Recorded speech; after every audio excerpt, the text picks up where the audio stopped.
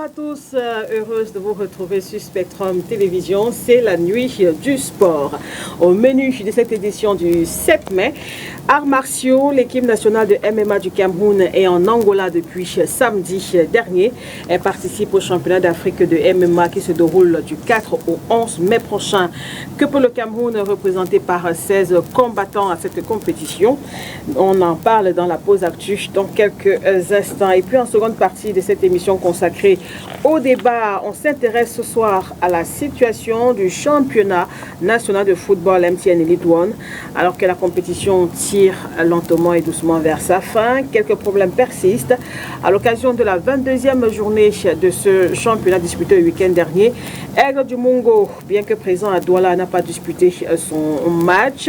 Un problème d'intoxication alimentaire est à l'origine de l'absence des joueurs, selon l'administration du club. Et une administration qui, on le rappelle, quelques jours plus tôt avait sollicité le report de cette rencontre à cause des problèmes financiers. À Bouddha aussi, on a remarqué l'absence de Baboutos de Bouddha. On fera le point de tout cela tout à l'heure avec Oni Ladonnette. Et entre-temps aussi, le mécontentement des arbitres ne s'est pas totalement dissipé. Face à cette situation, comment garantir une fin de saison sereine? Ce sera la grande problématique du débat de ce soir. 3 invités sur 4 déjà présents en plateau ce soir. On accueille avec plaisir Maître Martial Biba, expert en arts martiaux et analyste de sport. Maître, bonsoir. Bonsoir Lydie, bonsoir Serge, bonsoir au Papi Timothée, bonsoir à tous les amoureux du sport en général et bonsoir plus particulièrement à nos fidèles téléspectateurs. Timothée Makongo, enseignant d'Ontab, est avec nous. Mathieu, bonsoir, bienvenue. Bonsoir Makeda, bonsoir à mon ami Serge, opposant. Bonsoir à Maître Martial, bonsoir aux panélistes et bonsoir à tous les téléspectateurs. Serge Kamdem Kwam est avec nous, ancien arbitre, ancien vice-président de la Ligue régionale de football de l'Ouest, beaucoup de casquettes. Président. Serge, bonsoir. Bonsoir Lydie. Vous étiez aussi à la commission d'octroi des licences, tu veux dire, au CAF, au niveau de l'Africa Foot. Ouais. Vice-président, voilà. Donc, ça c'est vrai. C'est vrai, quand tu dis ancien vice-président de la Ligue, je suis vice-président de la Ligue. Hein. Ouais. Jusqu'à présent, on ne sait pas ce qui se passe, mais je suis vice-président, premier vice-président, je rappelle. Donc, c'est pour qu'on le sache bien. Mais nous ne sommes pas ici pour ça. Merci pour l'invitation. J'ai vu que le grand frère Tim m'a appelé opposant, je ne sais pas pourquoi. Opposant de Mac, pas opposant de quelque chose. D'accord. Bonsoir à Maître. C'est un plaisir de partager le plateau avec vous. Pour les téléspectateurs aussi, c'est une joie d'être là. Bonne émission à tous. Georges Rim, analyste de sport, est attendu incessamment sur ce plateau. En attendant, on rappelle, nous sommes mercredi 7 mai 2025 et oui, tous les chemins aujourd'hui mènent à Rome puisque les regards sont rivés de ce côté-là pour attendre de savoir qui sera le nouveau pape. Et en attendant, on sait que c'est un club italien qui sera en finale de la Ligue des Champions cette saison, à savoir l'Inter de Milan. Et ce 7 mai aussi, l'Inter connaîtra l'identité de son adversaire qu'il va donc affronter, en finale le 31 mai prochain du côté de Munich en Allemagne. Donc ce 7 mai est un jour historique à plus d'un titre. En attendant que Georges Rim, qui nous a rejoint, s'installe sur ce plateau, j'aimerais bien avoir la réaction de Maître Martial Biba sur la compétition de la Ligue des Champions. Déjà, hier mardi, l'Inter de Milan qui a affronté le FC Barcelone en match on est passé par toutes les émotions pratiquement hier dans cette rencontre. Et au final, l'Inter s'impose 4-3, donc 7-6 sur score, en matière de scores cumulés au cours des 2 rencontres. Alors, Maître, est-ce que vous avez eu l'occasion de regarder ce match et qu'est-ce que vous avez pensé? Oui, j'étais devant l'écran hier. C'était une rencontre de haute intensité entre 2 clubs. Quand je dis 2 clubs, 2 équipes d'expérience, 2 équipes compétitives. Au départ, nous avons constaté qu'il y avait la meilleure attaque qui était opposée à la meilleure défense. Mais au match aller, c'était beaucoup plus très serré par le score 3 buts partout. Au match retour, on a constaté que la meilleure défense a pris le dessus en prenant le rôle de la meilleure attaque pour gagner ce match. Ici, c'était très compliqué pour le match retour parce qu'on se dit qu'au match aller, c'était les joueurs qui devaient s'exprimer correctement et bien devant le public. Mais qu'au match retour, c'est comme si c'était une rencontre des deux coachs et non des joueurs. Parce que sur le plan psychologique, il fallait être très serein, très calme et revoir ses choix tactiques à partir du moment où, pour l'entraîneur du Barcelone, Hansi Flick, qui avait perdu ses deux latéraux, il fallait maintenant réajuster un nouveau système, de nouveaux choix tactiques du FC Barcelone pour affronter l'Inter de Milan. Mais qu'à cela ne tienne, c'était tellement très enlevé parce que les deux équipes ont montré leur prouesse tant sur le plan défensif que sur le plan offensif. On a vu par exemple Marco Thuram qui a pesé beaucoup plus dans la défense du FC Barcelone et que de l'autre côté, nous avons vu notre jeune Lamine Yamal qui a touché, je pense, au ballon plus que tous les joueurs. Mais la seule différence, que l'attaque barcelonaise n'était pas tellement très juste au niveau de la finalité. Et ici, j'ai remarqué une chose, je ne sais pas, peut-être d'autres panélistes vont intervenir. Lamine Yamal, on dirait que plus il évolue, plus son jeu est étudié.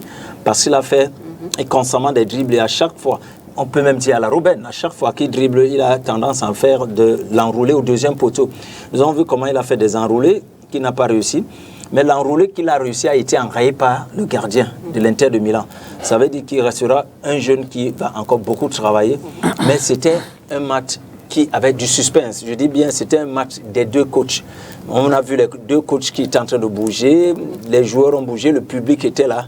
Victoire méritée de l'Inter de Milan parce que ils ont voulu amener le calcio.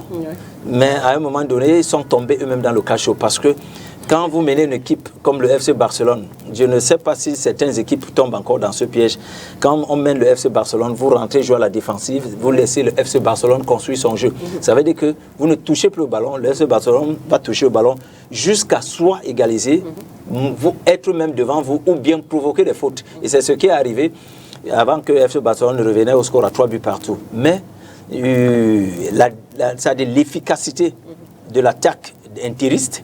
La réalité de l'attaque intériste a fait en sorte que l'Inter de Milan, devant son public, essaie d'arracher cette victoire. C'est une victoire méritée sans critique. Victoire méritée, alors que Georges Rime nous a rejoint sur ce plateau. Georges, bonsoir.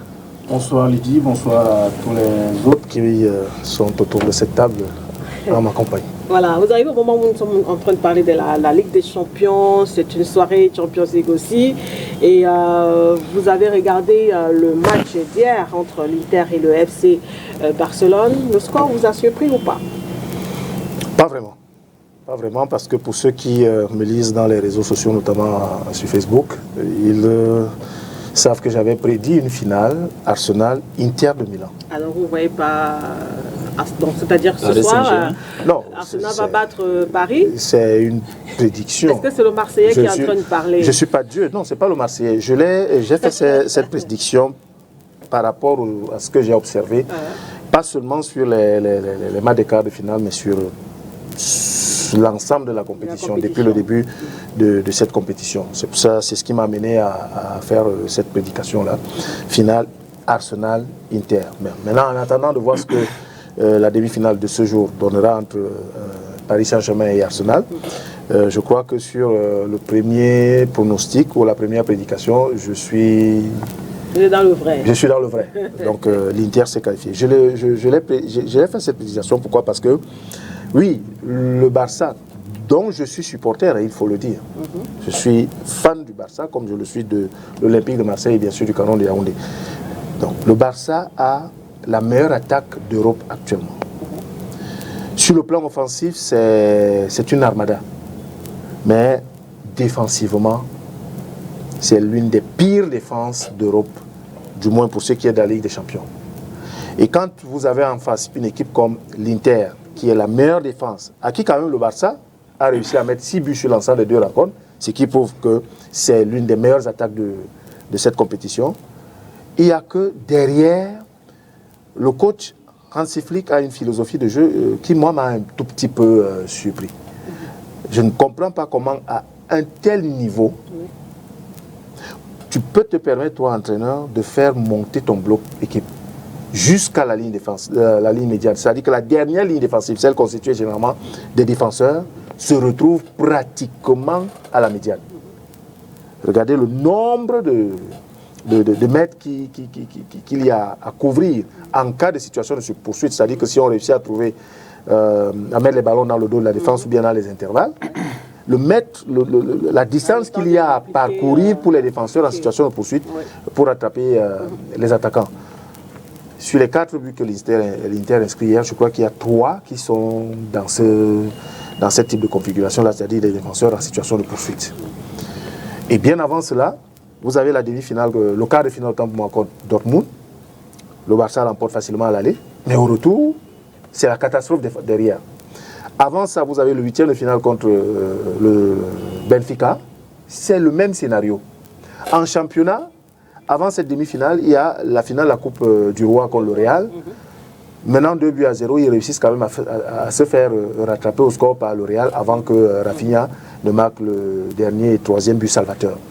Avant cette rencontre, il y a eu celle contre, je crois, la Real Sociedad, toujours en championnat, où ils sont menés 3-1 avant de revenir au score et de l'emporter. Donc ça prend beaucoup de buts.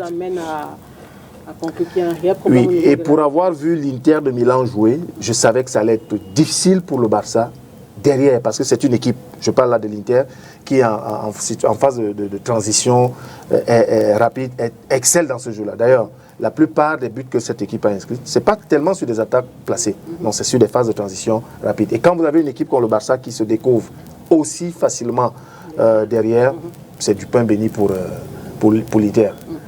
Une équipe qui a pour philosophie de jeu une organisation défensive assez bien structurée. Et quand je dis défensive, je ne parle pas que des défenseurs, je parle du bloc équipe, mais qui réussit quand même à vous mettre 7 buts en demi-finale. Comprenez que l'adversaire, derrière, lui a donné la possibilité de se retrouver très facilement dans sa zone de vérité, c'est-à-dire la surface de réparation, et donc de trouver le chemin des filets. Au final, FC Barcelone est éliminé. Et l'Inter qualifié évidemment pour la finale. On rappelle que la finale est prévue le 31 mai du côté de Munich en Allemagne. Serge, qu'est-ce que vous avez pensé de la rencontre d'hier, justement? Je pense que les prédécesseurs ont évoqué beaucoup de bonnes choses. Et je vais m'aligner sur des choses qu'ils ont eu à dire pour faire simplement une remarque. En fait, dans l'analyse qu'ils font, on voit une seule chose. Regardez bien le profil des joueurs du FC Barcelone. Ce sont des joueurs qui, par nature, sont agiles et n'ont pas beaucoup de grands gabarits. C'est-à-dire ils ne jouent pas avec la niaque, comme on dit chez nous. Ce sont des gars qui comptent sur la technicité, simplement. Et ce qui fait, si vous voulez expliquer à Georges que quand vous voyez jouer haut, parce que dans les duels, quand ils sont statiques, ils sont battus à l'avance. Vous allez voir que Thuram, chaque fois qu'il était en duel avec un défenseur du FC Barcelone, le gars ne peut pas s'en sortir quand ils sont arrêtés. Alors quand ils sont dans le mouvement, le gars étant peut-être plus léger, peut aller plus vite que lui. C'est pour ça qu'ils préfèrent jouer dans cette structure-là. Et ils font donc un bloc haut et ils comptent donc sur des ballons de dérive comme ça pour... Maintenant, sur le plan technique purement, le Barça, c'est une équipe totalement assise. Mais comme l'a dit Maître, ils ont un défaut, c'est que tout le jeu est orienté vers la main de la balle. Et quand c'est orienté comme ça, d'un seul côté, il suffit qu'on ait mis un mur comme on a fait hier. Vous allez voir chaque fois, même quand l'Inter avait des attaques, on faisait toujours pour avoir au moins 2-3 personnes qui ne vont pas bouger. Dans la mine, quand il va prendre un ballon, il y aura toujours 2 ou 3 personnes qui vont faire le rideau devant lui. Et là, ça devient compliqué. Mais il faut apprécier quand même la technique du jeune. C'est-à-dire c'est un jeune qui a encore beaucoup d'avenir. Et je voulais le rassurer sur le fait que l'adversaire, les coachs adverses passent le temps à étudier. Ça, c'est très important, ce que tu as dit. Ils passent le temps à étudier les forces et les faiblesses de l'adversaire. De façon individuelle. C'est-à-dire on peut savoir comment il réagit, même jusqu'au tir au but. C'est-à-dire quand il va tirer au goal, où est le côté qu'il choisit souvent, comment il joue. Donc le gardien, ce n'est pas un hasard chaque fois quand il décochait sur le poteau. Parce que pour lui, il sait que c'est là que le gars va jouer. Donc, il faut un décortiquage. Voilà. Et je crois que Georges a évoqué beaucoup de choses qui montrent que le Barça, sur le plan défensif, a beaucoup de lacunes. Maintenant, l'Inter, c'est une très bonne défense, mais quand vous voyez quelqu'un qui a réussi à lui mettre 6 buts en 2 matchs, je vais vous dire que les matchs pareils, on ne les joue pas, on les gagne. Et ça se gagne sur des détails. C'est-à-dire on n'a pas besoin de bien jouer. Quand on a vu le score jusqu'à le temps réglementaire à 3 buts à 2, on était convaincus que le Barça était qualifié. Ouais, ouais. Mais je vous jure, dans les surprise, pareils il est- matchs, non, le Barça même a mis le poisson. Ça, il a trempé son poisson dans l'eau. Pourquoi? Parce qu'en réalité, vous êtes en train de mener, vous êtes presque à la fin des matchs. Au lieu de rester soudés avec un bloc, ils ont créé une rupture, c'est-à-dire entre la ligne défensive et la ligne d'attaque, il y avait un vide au milieu, il était occupé par les joueurs de l'Inter. Donc quand le gars prend ce ballon, il se met à contrôler, il est comme dans sa cour de récréation. Le gars marque ce troisième but avec une aisance, dans une défense, c'est pas incroyable. Dans un match, je suis sûr que si c'était chez l'Inter, ce ne serait pas comme ça. C'est-à-dire qu'il y aurait eu un pied ou quelque chose, on l'aurait même renversé. C'est-à-dire, le début de la main, vous voyez le début qu'il y a mal rate, même aux prolongations. Le gars réussit à le désaxer. Parce que si quelqu'un charge ce joueur de l'Inter, il ne rassure plus le Mac. Donc, pour dire que c'est un problème de système, c'est un problème de coaching. Et là-dessus, l'Inter, pour moi, n'était pas attendu, mais est le favori dans un match comme ça. Il est chez lui. Il n'était pas attendu pour vous. Non, il n'était pas attendu par beaucoup. Parce que lorsque. Pour Georges, par exemple. Non, c'était ses prédits. Il avait prédit. Mais dans le match d'hier, quand vous regardez, quand il mène 2-0 avec la meilleure défense, se fait remonter 2 buts dans les 2 matchs, c'est ce qui s'est passé. Se fait remonter 2 buts en 15 minutes. Il faut faire attention. Parce que sur le plan psychologique, il faut être fort. Et après, vous prenez le 3e but. Quand vous regardez le coach de l'Inter, à un moment donné, il a fallu qu'il se transcende même pour faire que les joueurs retrouvent l'équilibre, retrouvent du calme, la maîtrise, pour pouvoir jouer. Et là-dessus, ça lui a été facile à un moment donné parce que je crois que le Barça n'a pas su aggraver la situation. Parce que le Barça a marqué le 4e but. Ce n'était pas la même situation, la même configuration. Parce qu'à un but d'écart, dans les pareils matchs, l'adrénaline monte et on a comme espoir. On suffit que quand on se fait la fin du match, on peut revenir. Donc là-dessus, j'ai dit c'est des matchs qu'on aimerait bien voir, surtout avec un arbitrage pour moi, qu'il faut apprécier, parce que j'ai vu un quatuor arbitral, comment on va dire, à la hauteur d'un match de cette dimension.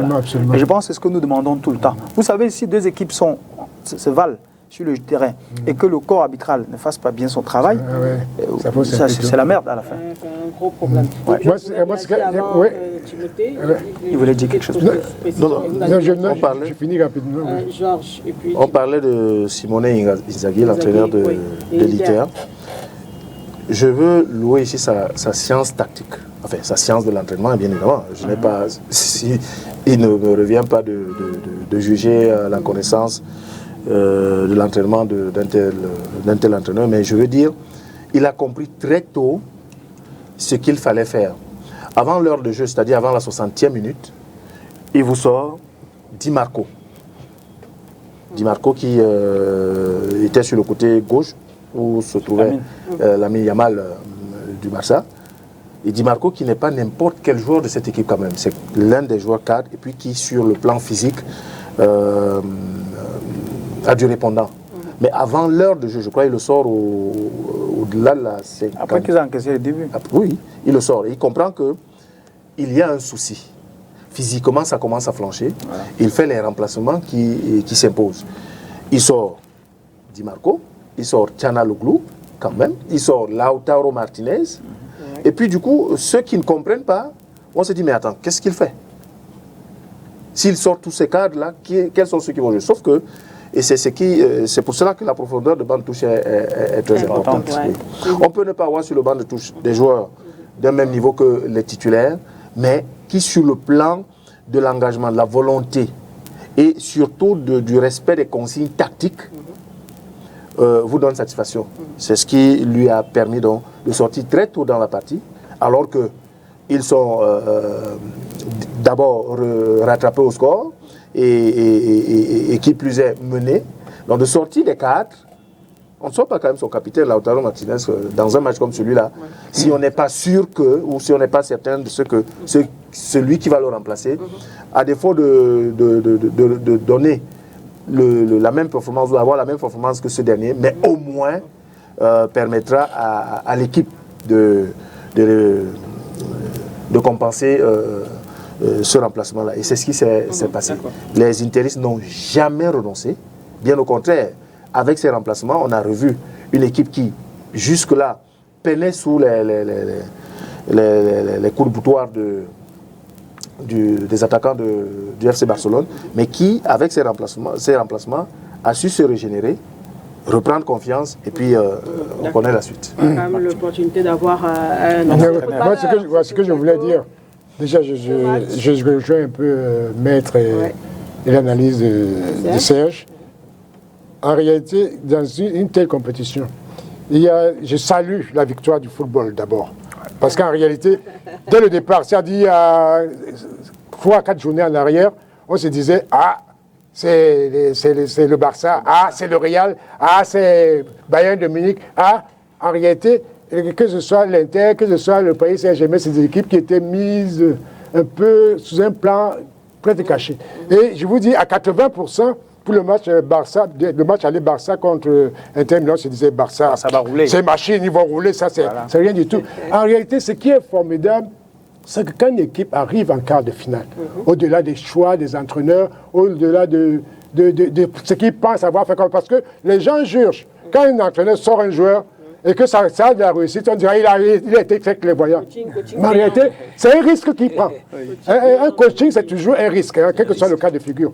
Moi, ce que je trouve extraordinaire et formidable, c'est un peu quand vous avez 4 équipes qui arrivent en demi-finale et qui ont fait des preuves. Parce que quand vous regardez l'Inter qui a réussi à mettre de côté le Real, qui a mis de côté le Barça, qui a mis de côté le Bayern, la façon dont ils ont mis de côté le Bayern, je ne sais pas si moi je pense que c'est une guerre psychologique, il reste le côté psychologique à la fin. C'est l'équipe qui sera la plus faible psychologiquement qui va perdre. Et c'est l'entraîneur qui sera le moins entrepreneur psychologiquement qui va perdre. Parce que c'est réellement une réalité. Parce que quand vous regardez, on dit que l'Inter a la meilleure défense, mais quand on fait le capitulatif des buts, depuis le début du championnat, ce n'est pas forcément la meilleure défense. À la limite, on pourrait même dire que Barça a une des meilleures défenses.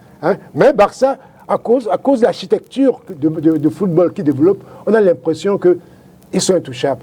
Vous voyez, et tout à l'heure, Serge parlait de ce dribble, de ce jeune qui est dans le...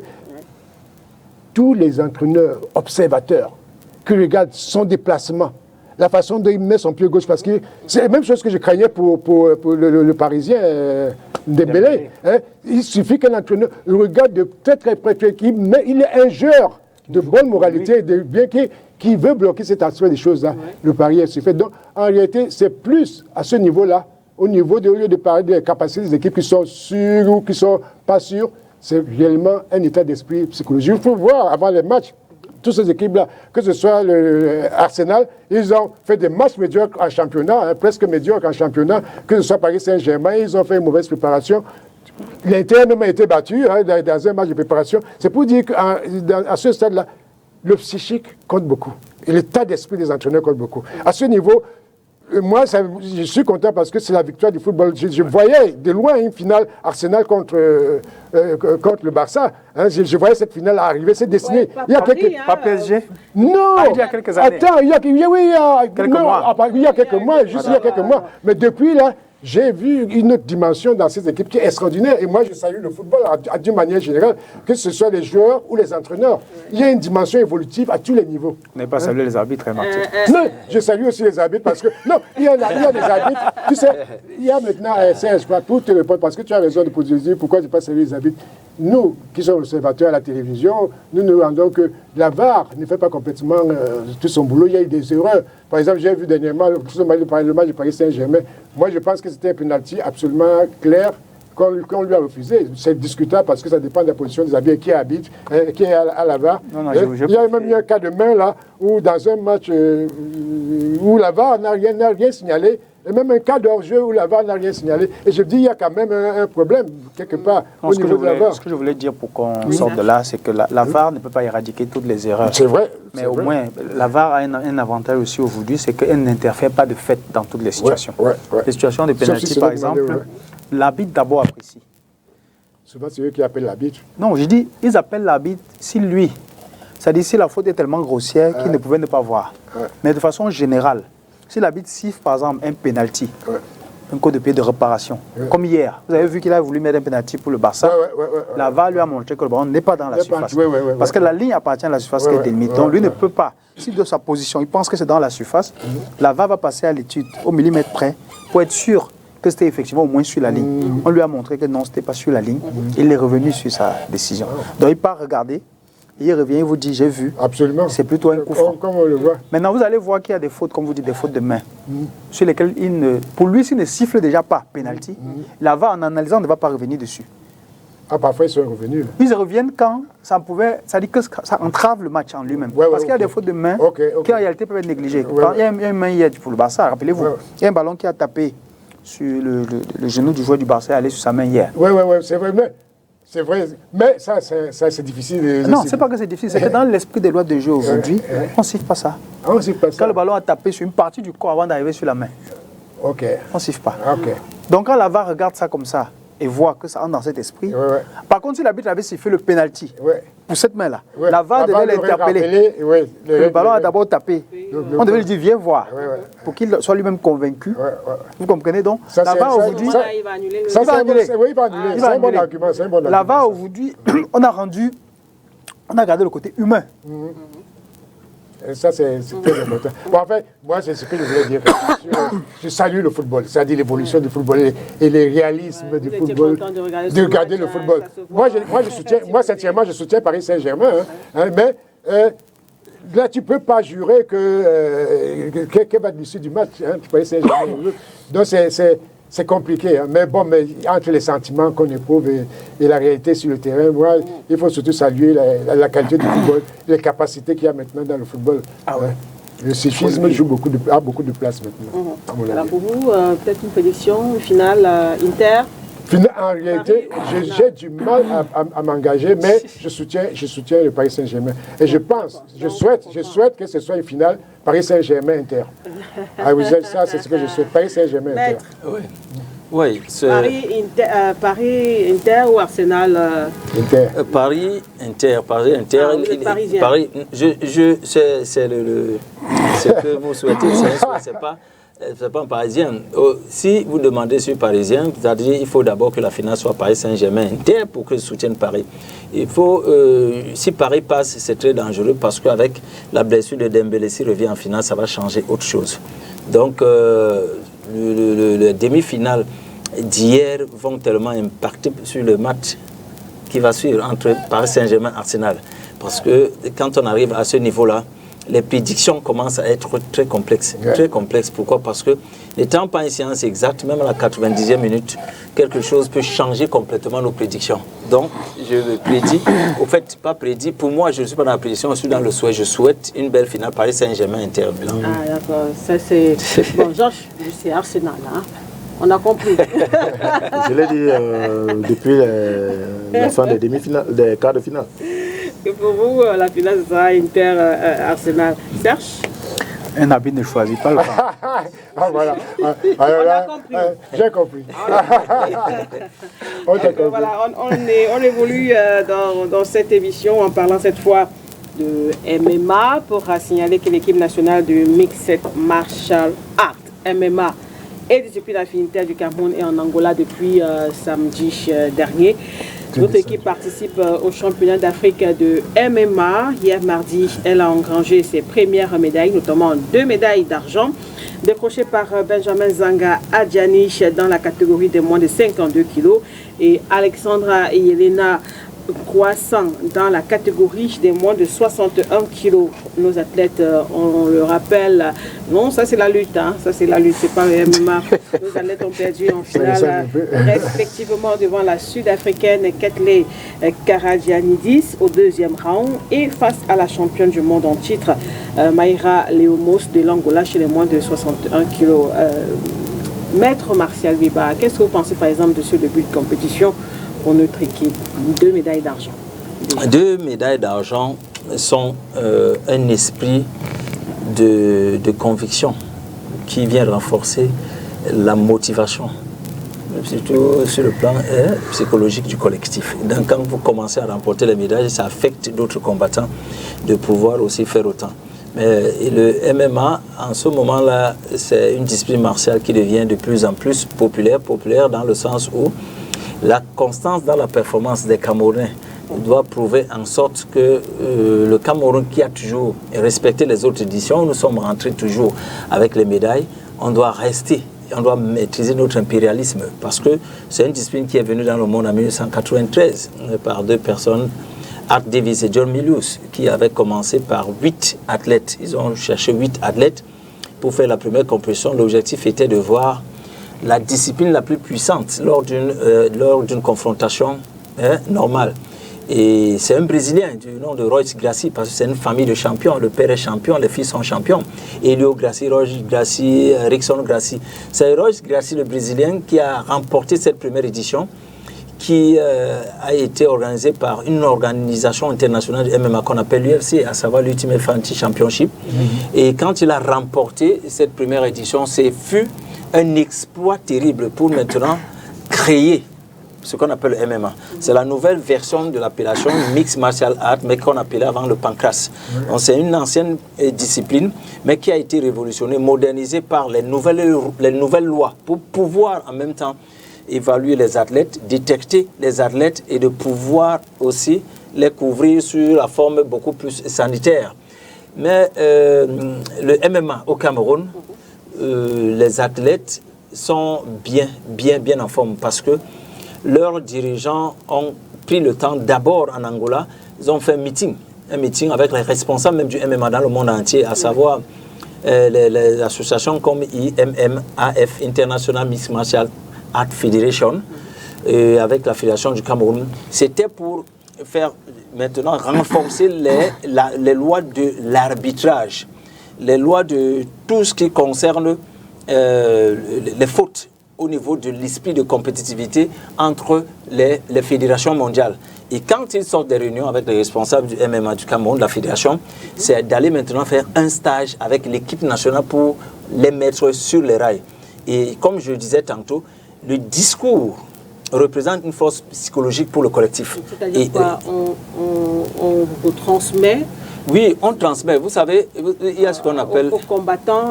oui, on transmet aux combattants les nouvelles règles, parce que le sport en général et les arts martiaux en particulier, le sport en général et les arts martiaux en particulier sont évolutifs.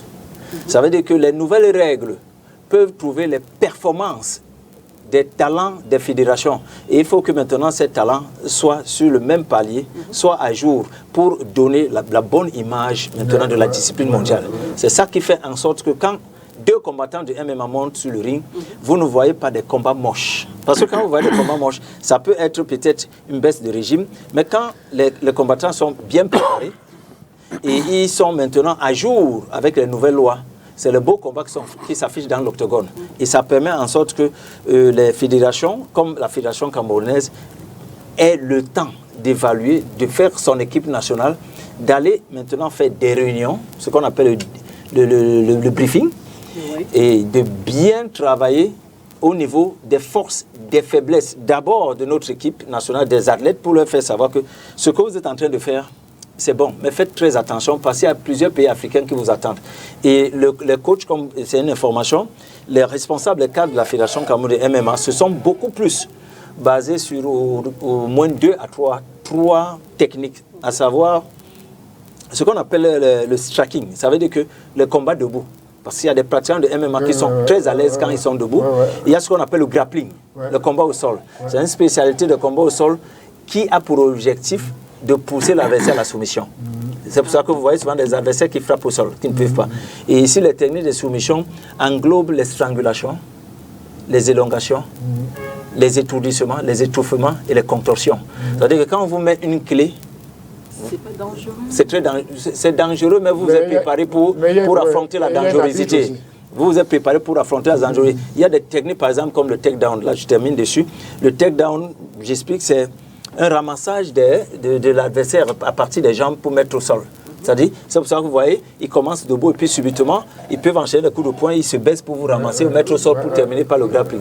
Dans le takedown, on a 2 techniques. Il y a le single leg et le double leg. Single leg, c'est le ramassage d'une jambe. Le double leg, c'est le ramassage de 2 jambes. Donc, les coachs camerounais se sont basés sur au moins les 2 et les 3 techniques pour pouvoir mettre les adversaires à jour. Ce qui fait que le stage a été bien fait.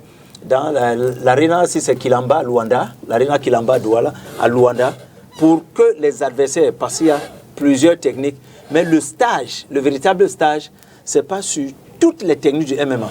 Le véritable stage, c'est sur certaines techniques en fonction des spécialités des athlètes que vous avez dans votre équipe nationale. Parce que si ces athlètes essayent d'amplifier leur spécialité, ils montent sur l'octodone. Après, derrière ces spécialités, ils peuvent rentrer avec des victoires.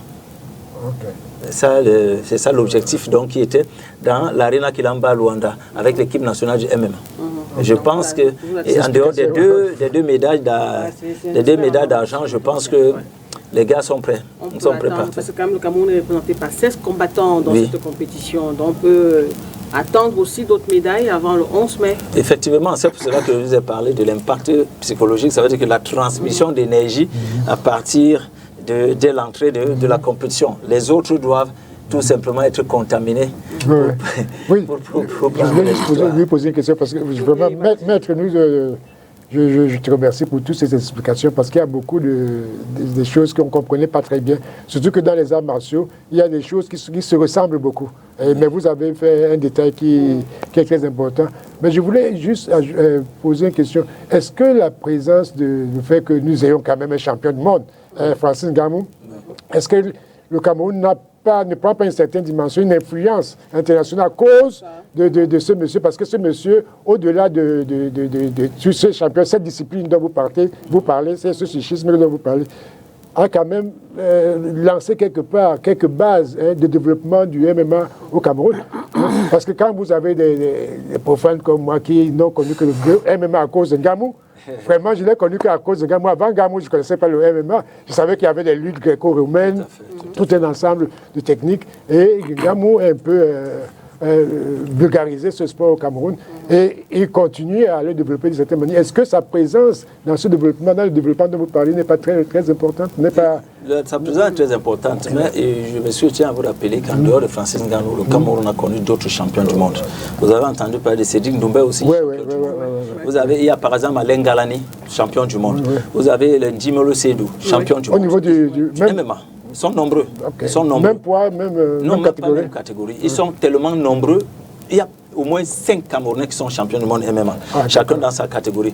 Le Francis Ngannou, qui est champion du monde, d'abord, il y a le MMA, au moins deux organisations. Il y a l'UFC, Ultimate Fighting Championship, et là où il a quitté maintenant pour la PFL, la Professional Fighter League, et il y a le Bellator. Donc, c'est des organismes qui forment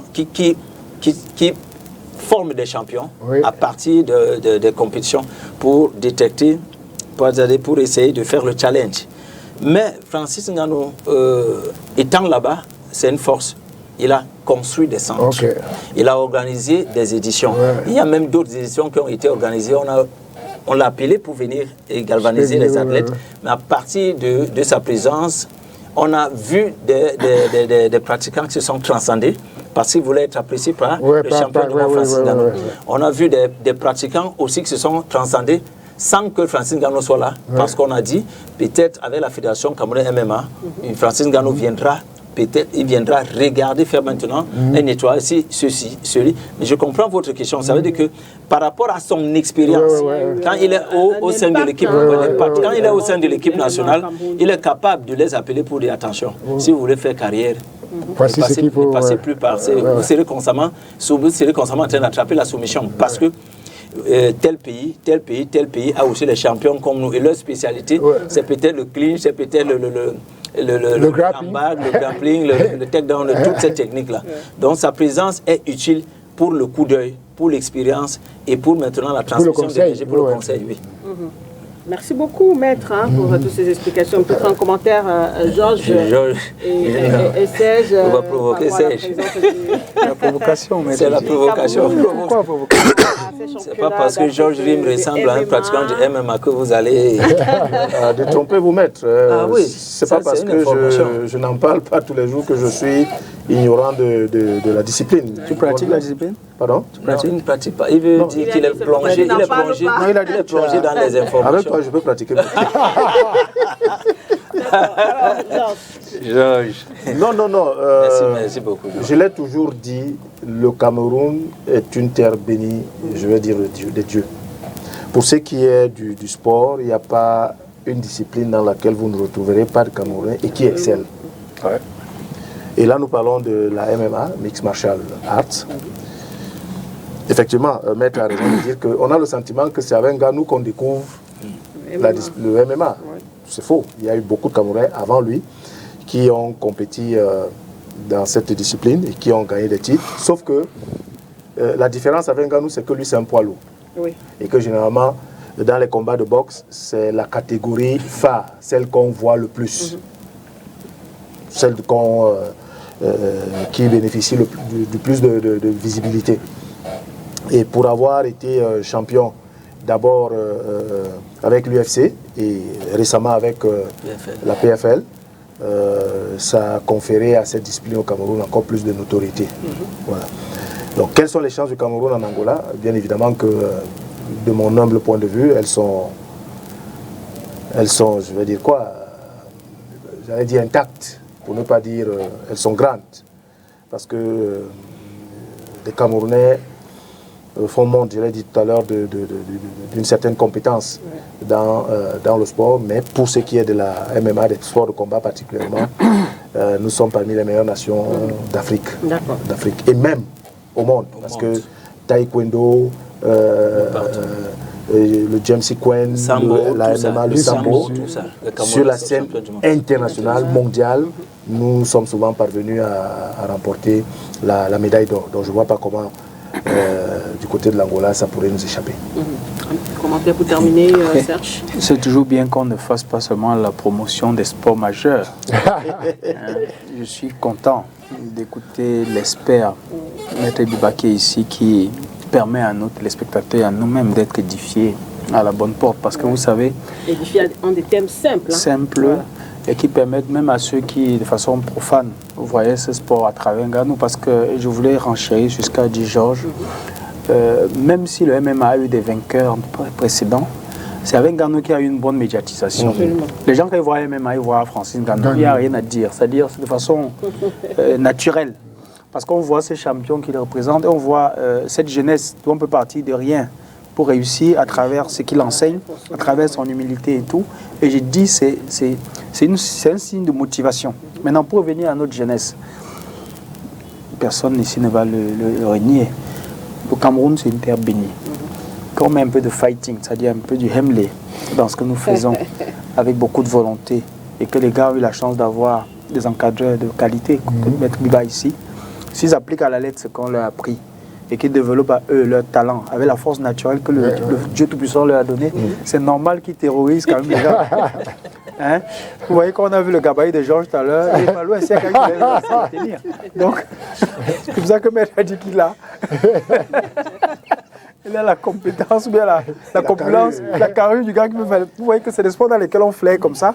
Et certains vont venir, ça frôle un peu avec le bodybuilding. Ça y est, les gars, tu te charges bien. Tu es sûr que si tu tiens un truc, le gars ne va pas enlever. Tu fais ta boxe, tu fais les différentes techniques qu'il a décrites ici. Et n'importe comment tu fais ton bonhomme de chemin. Quoi. Moi, je crois que c'est bien qu'on ait plusieurs divergences comme ça dans un métier et qu'on encourage ceux qui font ce travail-là.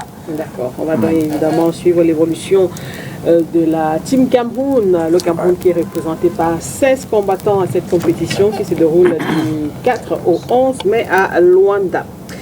Et avant de terminer, existe l'édition 2025 du championnat d'Afrique de lutte. On pourra voir les images dans un court instant à l'issue de la compétition qui s'est déroulée du 29 avril au 4 mai dernier dans la salle Mohamed V de Casablanca au Maroc. 2 lutteurs camerounais sur 7 se sont distingués. Cédric Abosolo, dans la catégorie des 92 kg, a décroché la médaille d'or.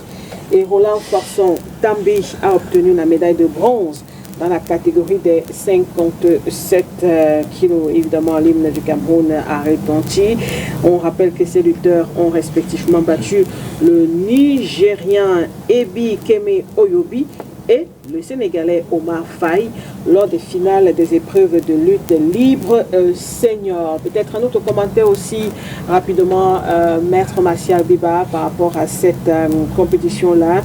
Le Cameroun qui s'en sort également avec de médailles, une médaille en or et une médaille de bronze. Une médaille en or, une médaille de bronze. On venait de parler du MMA là maintenant. Quand Georges parlait de plusieurs disciplines, voici encore la lutte qui vient de nous impressionner. Cédric Abosolo. Le Cameroun est sur tous les fronts. Hein. Le Cameroun est sur tous les fronts. Je dis, je peux vous citer au moins 10 disciplines ici là. Je peux citer au moins 10 disciplines où le Cameroun a remporté des médailles, au moins.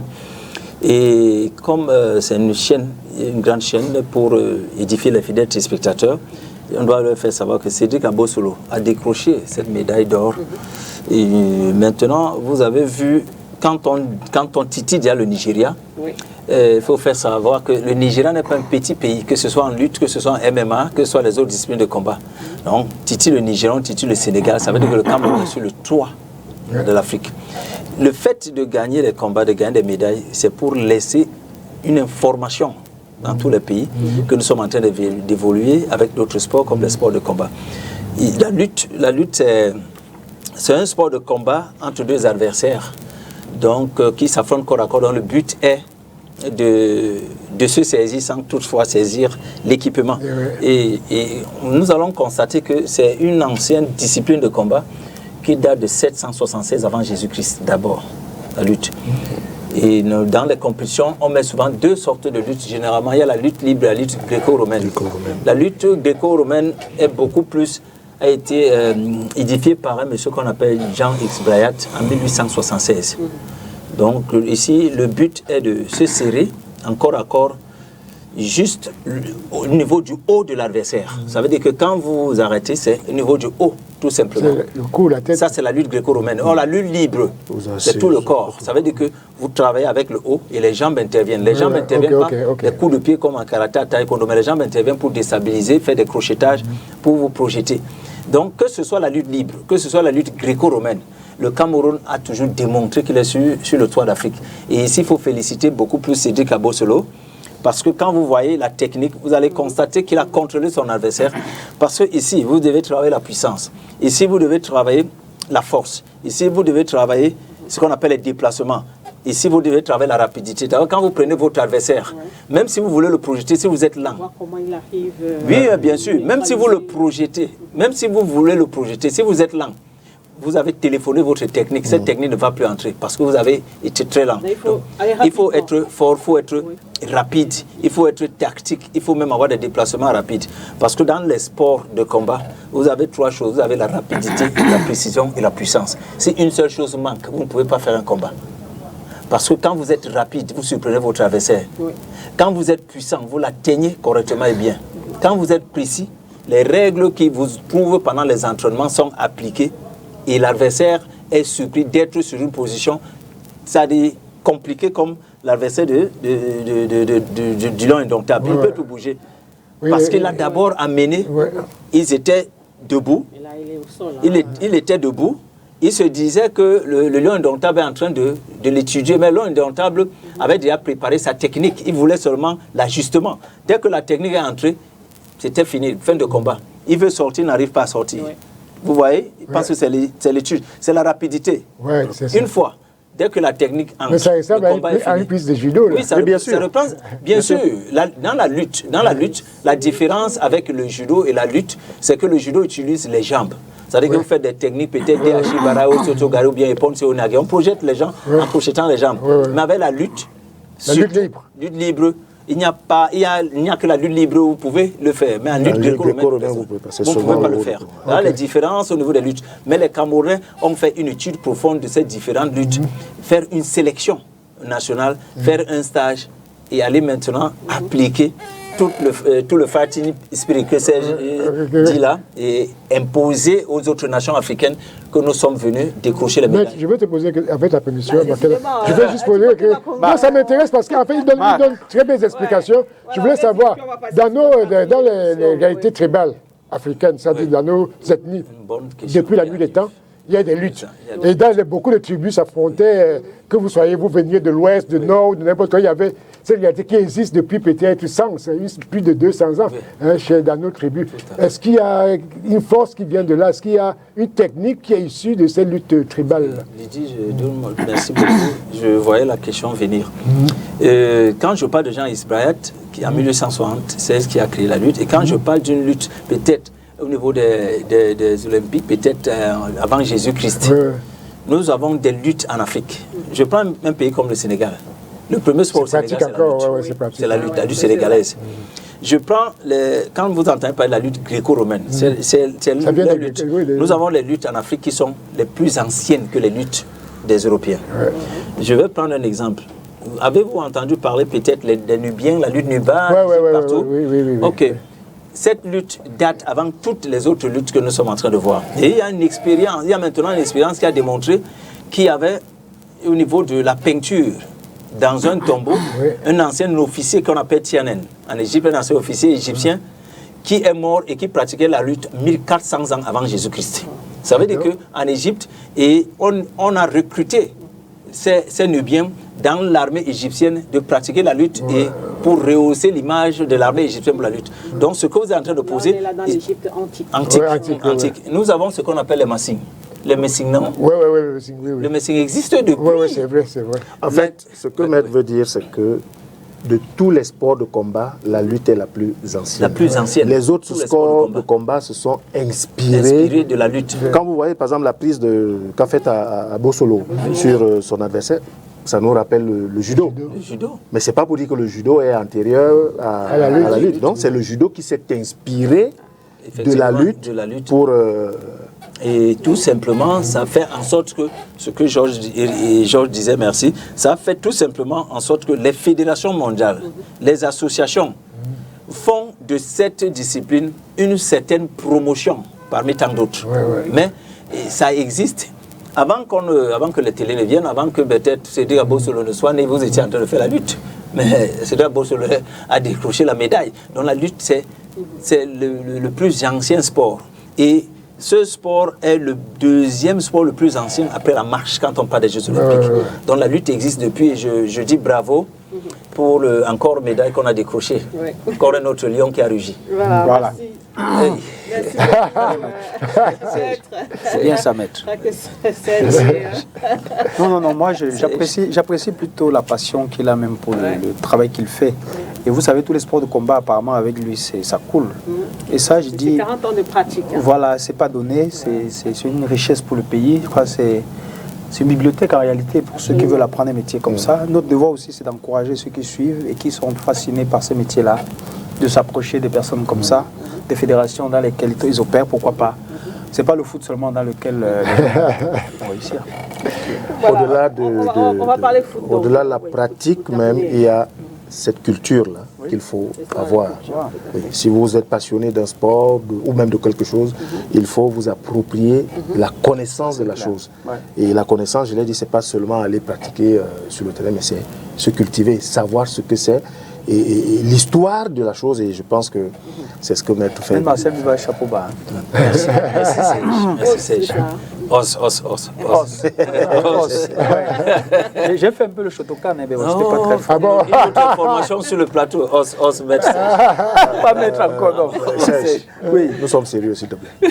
La vérité, j'ai fait le Shotokan. C'est pour ça que je dis que nous sommes sérieux. Alors, quand tu dis que nous sommes sérieux. Ah oui, tu veux faire les pâtes, tout ça, je vais faire. Alors, on redevient sérieux. On va entrer dans la seconde partie de cette émission. Je crois que je blague. Ce soir, Fecafoot Arbitre Club, comment garantir une fin de saison sereine au vu des différents problèmes qu'on observe. On l'a encore enregistré le week-end dernier lors de la 22e journée, notamment de la MTN Elite One. On va revenir sur quelques dysfonctionnements enregistrés au cours de cette journée avec vous, Oni Ladonnette. Match day 22 of the Elite One Championship was thrown into uncertainty as both Young Sport Academy and Eglo Royal Jumungu failed to honor their respective fixtures. Football fans had anticipated an exciting clash between Le Bomba Job and Eglo Royal Jumungu on Sunday in Douala, but were left disappointed when the Elite 2 champions did not show up. The club cited food poisoning the day before the match as the reason for their absence. Yeah. Après le repas traditionnel de 20 After the traditional dinner yesterday, the players went to bed around 8 p.m. By 10:30 p.m., almost all the team woke up looking for the toilet. Despite the first aid administered by the team doctor, the running stomach persisted. and by 6 a.m. we were forced to take them to the hospital. After several tests, it showed it was food poisoning. Et après les examens, les gens étaient victimes d'une intoxication alimentaire. This situation raises several unanswered questions. Notably, Aigle Royal had previously requested a postponement, citing financial constraints. Reports indicate that the newly promoted side has yet to receive their state subvention, while other clubs have already received theirs. A similar issue has been raised by Young Sport Academy of Bamenda, who failed to travel to Garoua for their match against Gazelle Football Academy. Acting on instructions from club president Emma Mimba, the team continued training in Bamenda and has refused to play any further fixtures until they receive their share of the subvention. In Buda, Colomb travelled for their fixture against Bambutus, but the match was not played. Bambutus of Buda, who had already failed to show up for their 2 previous games, reportedly arrived with a different squad, lacking proper licenses, leading to the cancellation of the match. The Homologation and Disciplinary Commission is expected to intervene in these matters. Among the games that took place, Kotong defeated Kanong 2-1, Panther trashed Les Astres 4-1, and Union played out a goalless draw against PWG of Bamenda. In earlier fixtures, Victoria United was routed by AS Fortuna 5-0, while Feu Vazu narrowly beat Stade Rena 1-0. Merci à Onila Lonette pour ce récapitulatif des faits marquants de la 22e journée de la MTN Elite One disputée le week-end dernier. On aura relevé plusieurs problèmes. Peut-être avant de passer la parole à d'autres personnes, je voudrais bien, Georges Rim, avoir votre analyse par rapport à tout ce qu'on a observé, la réaction de la formation de Aigle du Mungo. Est-ce que pour vous, finalement, c'était quoi le problème? Un problème de subvention, un problème de boycott qui ne veut pas dire son nom, ou réellement un problème d'intoxication alimentaire, comme l'a affirmé l'administration? Vous savez, dans un premier temps, j'ai pris au sérieux la thèse de l'intoxication alimentaire. Mais après recoupement et après avoir écouté l'enquête qu'a menée une de vos consoeurs dans une radio de la place et écouter les principaux concernés, notamment l'hôpital où ont été admis les joueurs de cette équipe, vous permettrez que je remette en question cette hypothèse-là. Et puis le SG de l'Aigle Royal du Mungo, que nous avons également écouté dans la même radio, quand il dit après résultat des analyses, je crois que c'est ce qu'il a dit, ça m'amuse parce que le médecin qui a, d'après ce qui se dit, et d'après, pas de ce qui se dit, d'après ce qu'on a constaté, qui dit avoir reçu les joueurs, les 25 joueurs de l'Aigle, a fait des prélèvements, qu'il a envoyés au labo, mais n'avait pas encore reçu les résultats de ces examens-là. Donc, de là à dire et à confirmer, ou à dire de manière péremptoire qu'il y a eu intoxication, tel que j'ai entendu le SG le dire, je dis non. Parce que jusqu'au moment où ils quittent l'établissement hospitalier, ils n'ont pas encore les résultats de ces examens. Ils ont une impression diagnostique du médecin. Laquelle impression diagnostique elle-même tient de ce que les dirigeants ou alors les membres de l'Aigle Royal du Mungo lui ont donné. Bien évidemment, il a procédé à quelques palpations, comme il l'a dit lui-même dans l'enquête qui a été réalisée. Et ça l'a amené à conclure à une intoxication alimentaire. Et en pareille circonstance, si ça avait été un cas isolé, oui, on aurait été prudent. Mais que 2, 3, 4, jusqu'à 25 personnes se plaignent du même malaise, ça peut se comprendre. Je dis bien ça peut se comprendre. Oui. Mais je trouve qu'il n'y a pas eu de vérité dite au sujet de cette histoire et que l'intoxication alimentaire n'a été qu'une histoire savamment orchestrée par le club pour éventuellement justifier son absence. Quand vous dites une histoire savamment orchestrée, on doit comprendre que le club ne voulait pas du tout disputer cette rencontre. Oui, parce qu'il a des revendications qu'il a posées. Le même SG, dans la radio à laquelle j'ai fait allusion, faisait état de ce qu'il réclame les subventions que la Fédération camerounaise devrait leur verser et qu'ils ont mandaté un certain Maître Elamé, à qui ils ont remis un mandat pour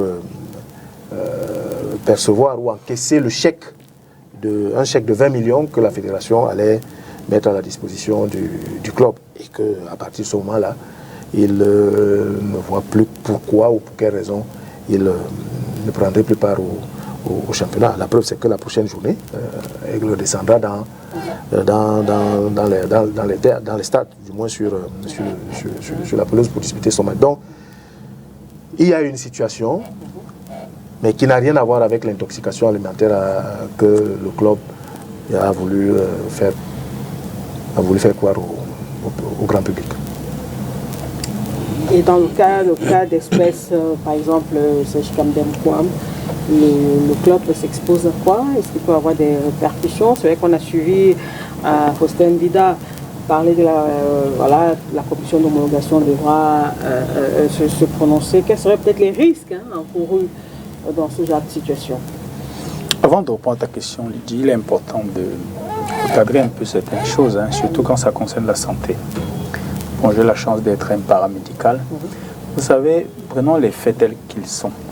Si vous êtes un médecin et un responsable de club vient vers vous avec plusieurs voix qui ont les mêmes symptômes après avoir consommé quelque chose que vous ne connaissez pas, la première suspicion, c'est que ce qu'ils ont mangé a forcément entraîné des conséquences. Okay? On peut se souvenir d'une intoxication, ça peut être un repas peut-être mal ou un empoisonnement, on peut se souvenir n'importe quoi. Donc là-dessus, et sachez que quand on est dans des pareils cas, il y a ce qu'on appelle une déshydratation rapide. Parce que les gens font des diarrhées ou bien, si vous voulez, des selles liquides, et il faut rapidement les remonter. Et dans ces conditions, l'effort aussi n'est pas évident, surtout un effort physique intense comme dans un match. Donc, il est important, à ce moment précis, que les joueurs soient mis dans des conditions de réhydratation immédiate pour éviter ce qu'on appelle des dérives. Mais sauf que dans le cas d'espèce, par exemple, Serge, il y a suspicion. La suspicion est naturelle. Par exemple, oui. Georges. Moi, j'ai suivi Georges. La suspicion, elle existe parce qu'au départ, le club a d'abord posé son problème financier. Demander le report du match. Voilà. Donc, c'est pour ça qu'on s'est dit, si vous avez demandé à la base un report, parce que vous attendez votre argent, et à l'arrivée, vous avez une intoxication, on commence à penser que là. Mais pensez aussi comme ça, on peut avoir une suspicion qui est inutile. Parce qu'en réalité, ce n'est pas parce qu'on réclame de l'argent qu'on peut pas faire une intoxication. Je ne dis pas qu'on ne peut pas faire l'intoxication pour simuler la réclamation. Donc, dans les deux cas... Les deux cas sont vrais. Elles sont vraies. Donc, les suspicions sont... Ça dépend de l'angle qu'on veut prendre. Maintenant, pour essayer d'une analyse froide, nous sommes dans les conséquences de certaines attitudes. Est-ce qu'il est normal qu'aujourd'hui, notre fédération soit devant ses administrés dans la posture d'accusé par rapport à un engagement pris? Voilà le problème de fond. Et si nous concevons que ce n'est pas normal, nous comprenons donc que lorsqu'on fait une commission d'octroi de licence au club en début de saison, qui est une commission nationale, elle a pour but de mettre les clubs en règle avant d'aller jouer un match. Les clubs doivent se conformer un minimum, ce que les clubs font. Maintenant, si la fédération fait encore des tolérances, c'est tant pis pour elle, si elle concède cette tolérance au club. Si vous réussissez à constater que vous-même vous avez biaisé l'organisation que vous avez mise en place. Dès ce moment-là, tout le monde est apte à aller à la compétition. Maintenant, moi, si j'ai dans mon cahier de charge, il est prévu que vous devez me donner quelque chose, que ce soit subvention ou les primes des sponsors ou quoi. Primes spéciales, quoi. Tout ça. Si c'est dans le règlement et nous sommes d'accord là-dessus à l'entame, il est important que chacun tienne à ses engagements. Parce que j'ai comme impression, chaque fois quand il y a la réclamation, l'interprétation est faite dans le sens de la suspicion. Donc quand nous voyons 1, 2, 3 clubs, 5 clubs qui en parlent, même ceux qui jouent, j'ai vu des clubs comme la Colombe qui font des assemblées générales et vous disent que nous on est à tel montant de dépenses dans le budget, mais on n'a pas reçu la quote-part qui nous reviendrait. Mais le club joue. Ah non, mais parce qu'ils ont les moyens de jouer. Il y a d'autres qui peuvent ne pas avoir les moyens d'aller. Parce qu'il y a une chose qu'il faut qu'on comprenne. Maintenant, je prends la casquette d'ancien administrateur de club pour vous dire ceci. Lorsqu'on fait un budget, il y a ce qu'on appelle d'un côté les dépenses, d'un côté il y a les recettes. Évidemment, ça c'est... Vous comprenez? Pas seulement. Ceux qui vous donnent de l'argent, ce n'est pas le monnaie qu'ils font. C'est-à-dire qu'ils vous donnent de l'argent parce que soit ils vous accompagnent, mais ils savent de l'autre côté que vous avez quelque chose que vous engagez.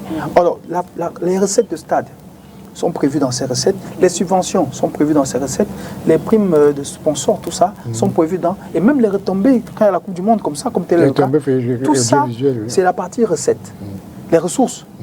Quand vous avez mis ça dans un budget, je suppose même à 40%, je dis n'importe quoi, vous avez mis ça, c'est 40% de votre budget, et que cet argent ne vienne jamais, il y a un déséquilibre. Hein.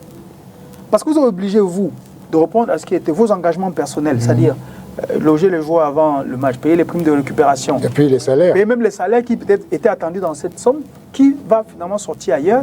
Ça crée un déséquilibre naturel. Parfois, on peut avoir de la peine, encore qu'on est déjà à face-retour. C'est-à-dire ces clubs ont sûrement fait des sacrifices depuis le début, et peut-être les recettes même ne suivent pas, parce que ça peut arriver aussi. Parce que n'oublions pas que la grande manne qui produit l'argent aux équipes, c'est la retransmission audiovisuelle.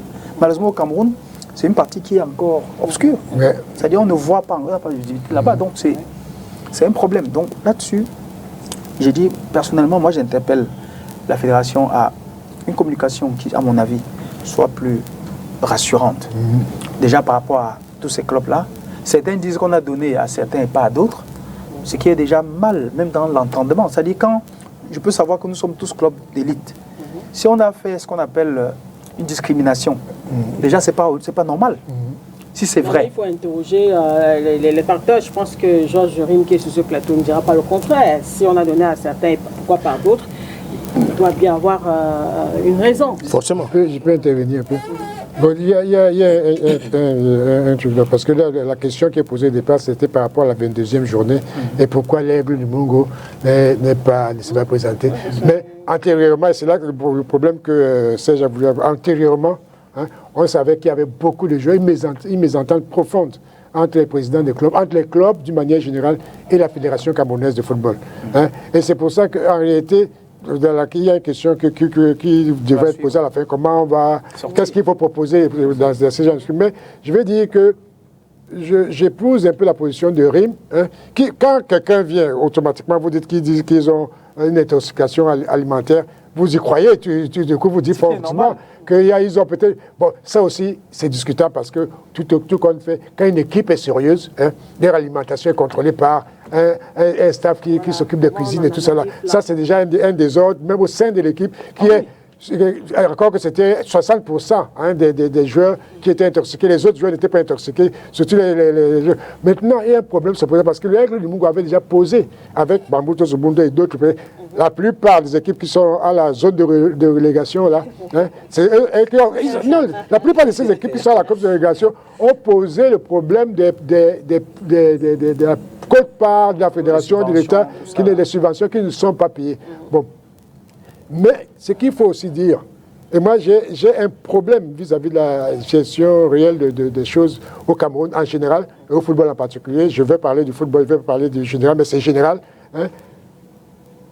Dès le départ, et je suis content quand Serge pose bien le problème, quand une équipe va commencer une année de compétition, elle fait son budget. Elle prépare ses licences. Et le budget, c'est absolument tout.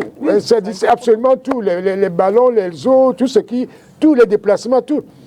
Présente son budget, ce qui devrait être suivi d'ailleurs par la Fédération camerounaise de football. Le budget était présenté. La Fédération camerounaise prend des engagements sur un budget qui est considéré une réalité consommable. Parce que j'ai entendu des gens critiquer l'autre jour, dimanche dernier, critiquer Bamboutos en disant que mais quand même vous êtes une équipe communautaire, vous avez au moins 3 millions de supporters. Bamboutos est libre de dire à ses supporters, donnez-nous chacun 200 000 francs tous les mois, ce qui fera beaucoup d'argent. Bamboutos est capable de le faire. Mais il y a un engagement étatique, c'est un engagement de gestion. Moi, c'est là que mon problème se pose. Pourquoi l'État du Cameroun, à travers la Fédération de Cuba, prend des engagements qu'il n'arrive pas à honorer? Maintenant, s'il n'arrive pas à les honorer, est-ce que la solution... Parce que entre les tests, ce qu'on appelle les tests, les règlements intérieurs, les tests d'application et autres tests, il y a les réalités sociologiques. et des réalités sociologiques, il ne faut pas plaisanter avec. Parce que quand vous voyez une équipe qui anime globalement le football camerounais comme Bamboute, je prends l'exemple de Bamboute parce que c'est l'équipe qui a le plus de supporters, qui semble avoir le plus de supporters dans ce pays. Il peut facilement rassembler 2 millions, 1 million à 2 millions de supporters. Et que vous prenez une équipe un peu plus modeste comme Aigle du Mungo qui n'a pas grand-chose, qui a quelques supporters mais qui n'a pas forcément grand-chose, et que vous leur disiez que vous allez leur donner 50 millions cette année pour compenser. Parce que quand ils leur donnent 50 millions, ils leur disent ce qu'ils doivent faire avec 50 millions. Les gars, ils ont établi un budget. Et ce budget comprend, ce qui est très grave dans ce budget, il comprend les salaires des footballeurs, les déplacements, parce que les salaires des footballeurs, les déplacements, les primes d'entraînement, hein, éventuellement les cas de maladie, hein, les primes, les entraîneurs et peut-être leurs familles. Il y a un ensemble de choses qui s'imposent dans un budget. Les extraits de ce budget peuvent peut-être revenir à l'équipe, mais les engagements de l'État qui s'appuient sur le budget présenté par les équipes, c'est un manquement qui est très grave. Pour moi, tu commences là. Ce que je voulais en fait, pour aller dans le sens avant que tu ne prennes la parole, c'était quoi? C'était pour dire que pourquoi est-ce qu'un club se retrouve à manger un truc non contrôlé? Je crois que le club, dans l'intention, sans forcément les défendre, c'est vouloir montrer le degré de précarité dans laquelle ils sont. Ils sont. C'est-à-dire qu'ils sont dans un degré de précarité qu'eux-mêmes n'ont pas prévu. C'est-à-dire, peut-être que par manque de moyens, ils se retrouvent à manger dans des conditions pas idoines. Peut-être c'est ce qu'ils veulent montrer. Même si l'interprétation peut être à l'impossible. Bien sûr, c'est un choix politique. Oui. Maintenant, je crois aussi que la fédération, Georges qui est là, ne va pas me démentir. Quand il y a des pareils cas, laissons à l'autorité compétente, comme l'a dit le secrétaire du CF, de défendre, d'aller en profondeur pour mener ces investigations. Parce qu'il y a une commission qui a pour mission d'homologuer un pareil match. C'est à elle, si elle trouve nécessaire, de dire, d'interpeller Aigle sur le fait de venir justifier sa position. Faute de quoi? On connaît. Il va perdre le match pour absence. Vous comprenez? Ce sera un forfait à ce moment-là. S'il ne peut pas démontrer que les arguments qui sortent tiennent, on sait bien, comme tu as demandé, les conséquences. Maintenant, j'ai voulu profiter pour revenir sur les cas des autres que sur les autres stades. Vous avez Yon Sport qui n'est pas allé à Garoua, alors que son match était programmé. Vous avez Bamboutos qui était à son 3e match. Chez lui-même là, maintenant à Bouddha, où il n'est pas venu. Quand vous regardez les réclamations de Yon Sport, c'est quoi? Il vous dit, Yon Sport dans son courrier dit, nous, on a la conviction qu'il y en a qui ont reçu ce que nous ne nous a pas donné. Donc ça montre qu'il y a une discrimination. Je me fie à cela. Ça dit c'est un courrier de Yon Sport. Là, excuse-moi, si je m'étais coupé, là aussi, c'est un problème qu'ils outrepassent une réalité. Ils n'ont pas regardé ce que les autres ont reçu, n'ont pas reçu. Ils ont à dire ce qu'eux attendent. Je suis d'accord. Parce que c'est là que ça prend notre débat, ça prend notre tenue. Et c'est en ça que moi j'interpelle la fédération, vous comprenez? Et c'est en ça que je crois que Georges peut-être va donner des clarifications dessus. En réalité, est-ce qu'on devrait être à un stade où c'est chacun qui dit qu'il a reçu ou pas? Pour une fédération, pour moi, et c'est ce que je dis toujours, nous devons améliorer la communication. Parce que notre rôle, ce n'est pas de tirer sur la fédération, mais c'est de l'accompagner. Et pour l'accompagner, il faut bien qu'on ait des arguments. Cet argument de dire qu'ils n'ont pas justifié les salaires, tout ça pour moi, c'est trop léger. On n'a qu'à faire la liste de ceux à qui on a d'abord les prérogatives de ce qu'on a exigé à chacun. On fait la liste de ceux qui ont répondu, ne serait-ce qu'à 80% à ce qu'on attendait, et ce qui manque dans ce qu'on attendait. Et quand tu as fourni tout, voilà ce dont tu as droit. Quand c'est fait comme ça, il y a une transparence. Mais quand ce n'est pas dit, ça devient une interprétation à la tête chercheuse. C'est-à-dire, on vous dit qu'il y en a qui n'ont pas de problème. Quand vous êtes l'ami de ceux qui gouvernent, vous avez tout. Quand vous ne voyez pas dans la même direction qu'on vous prive de tout. Et ça, vous pouvez empêcher les gens. Bon, prenons les arbitres.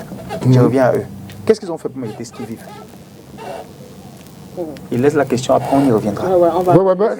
On y entre bien. Ah bon, d'accord. Parce que moi, ça m'intéresse cette question. Bien, j'aimerais d'abord lever un certain équivoque. Il y a deux types de subventions de l'État. Le premier type de subvention, c'est celui de 500 et poussières de millions pour les clubs et exclusivement réservé au paiement des salaires. L'appui au salaire. L'appui au salaire. Ça n'a rien à voir avec le fonctionnement des clubs au quotidien, c'est-à-dire les primes d'entraînement, les primes de match, le fonctionnement du club, etc. Chaque club est tenu d'avoir ce qu'on appelle trivialement son fonds de roulement ou de fonctionnement qui n'intègre pas nécessairement la subvention, qui elle peut arriver à tout moment. Il n'y a pas une période ou une date fixe à laquelle la subvention doit tomber. Ça, il faudrait qu'on tombe tous d'accord. Je le dis parce que pour avoir été enseignant, et l'enseignement fait partie des métiers que l'État subventionne, les établissements scolaires ne perçoivent pas toujours les subventions au moment où elles en auraient peut-être le plus grand besoin. Ça n'empêche pas à ces établissements-là de fonctionner cependant. Question, non, juste une question pendant que tu parles. Oui. C'est un bien ou un tort? Parce que si l'État, qui fait de la prévoyance sociale et qui fait de la prévoyance même étatique au niveau de l'exercice financier des choses, peut envoyer à n'importe quel moment, comment pense-t-il que ces salaires-là vont commencer à fonctionner? Si par exemple les salaires doivent commencer à fonctionner en janvier et que la période dans laquelle ils vous envoient l'argent est en septembre, selon leur bon vouloir, si eux-mêmes ne disciplinent pas ce début de paiement-là, comment les équipes vont faire pendant la période qui va donner s'ils envoient, par exemple, je prends cet exemple, ils envoient en septembre et qu'en janvier, il va déjà falloir donner des salaires au juin. Qu'est-ce qui va se passer? C'est un appui. C'est un appui. Vas-y. C'est un appui et ça veut dire en français facile que vous, club, vous devez déjà avoir dans vos caisses, dans vos, je ne sais pas comment je vais appeler ça, des réserves ou des ressources qui vous permettent de payer les salaires en attendant que cette subvention-là, cet appui-là arrive. C'est un appui. Ce n'est pas sur la subvention. Oui, non, c'est bon. Je vais dire que le jeu de mots. Le temps, moi, vas-y. Mon propos. Je vais avec sa permission après. Donc, c'est un appui. Et qui dit appui dit simplement complément de quelque chose.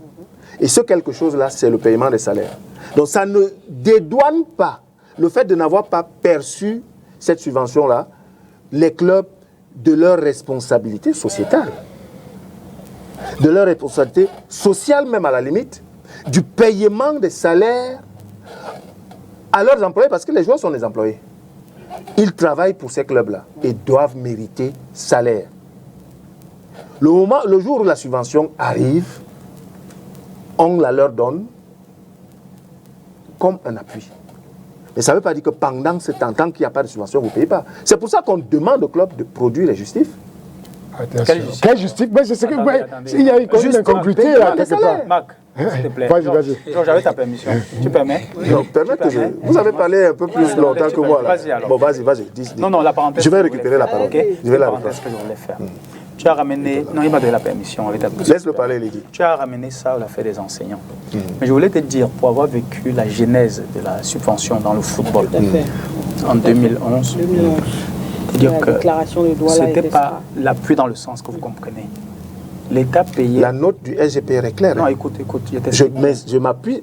Ce n'est pas moi qui dis appui. Georges. La note... Serge.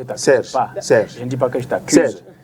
Serge, est-ce que le SGPR a utilisé ce mot-là dans le courrier? Pour moi, c'est un jeu de mots. C'est pas un jeu de mots. C'est pas un jeu de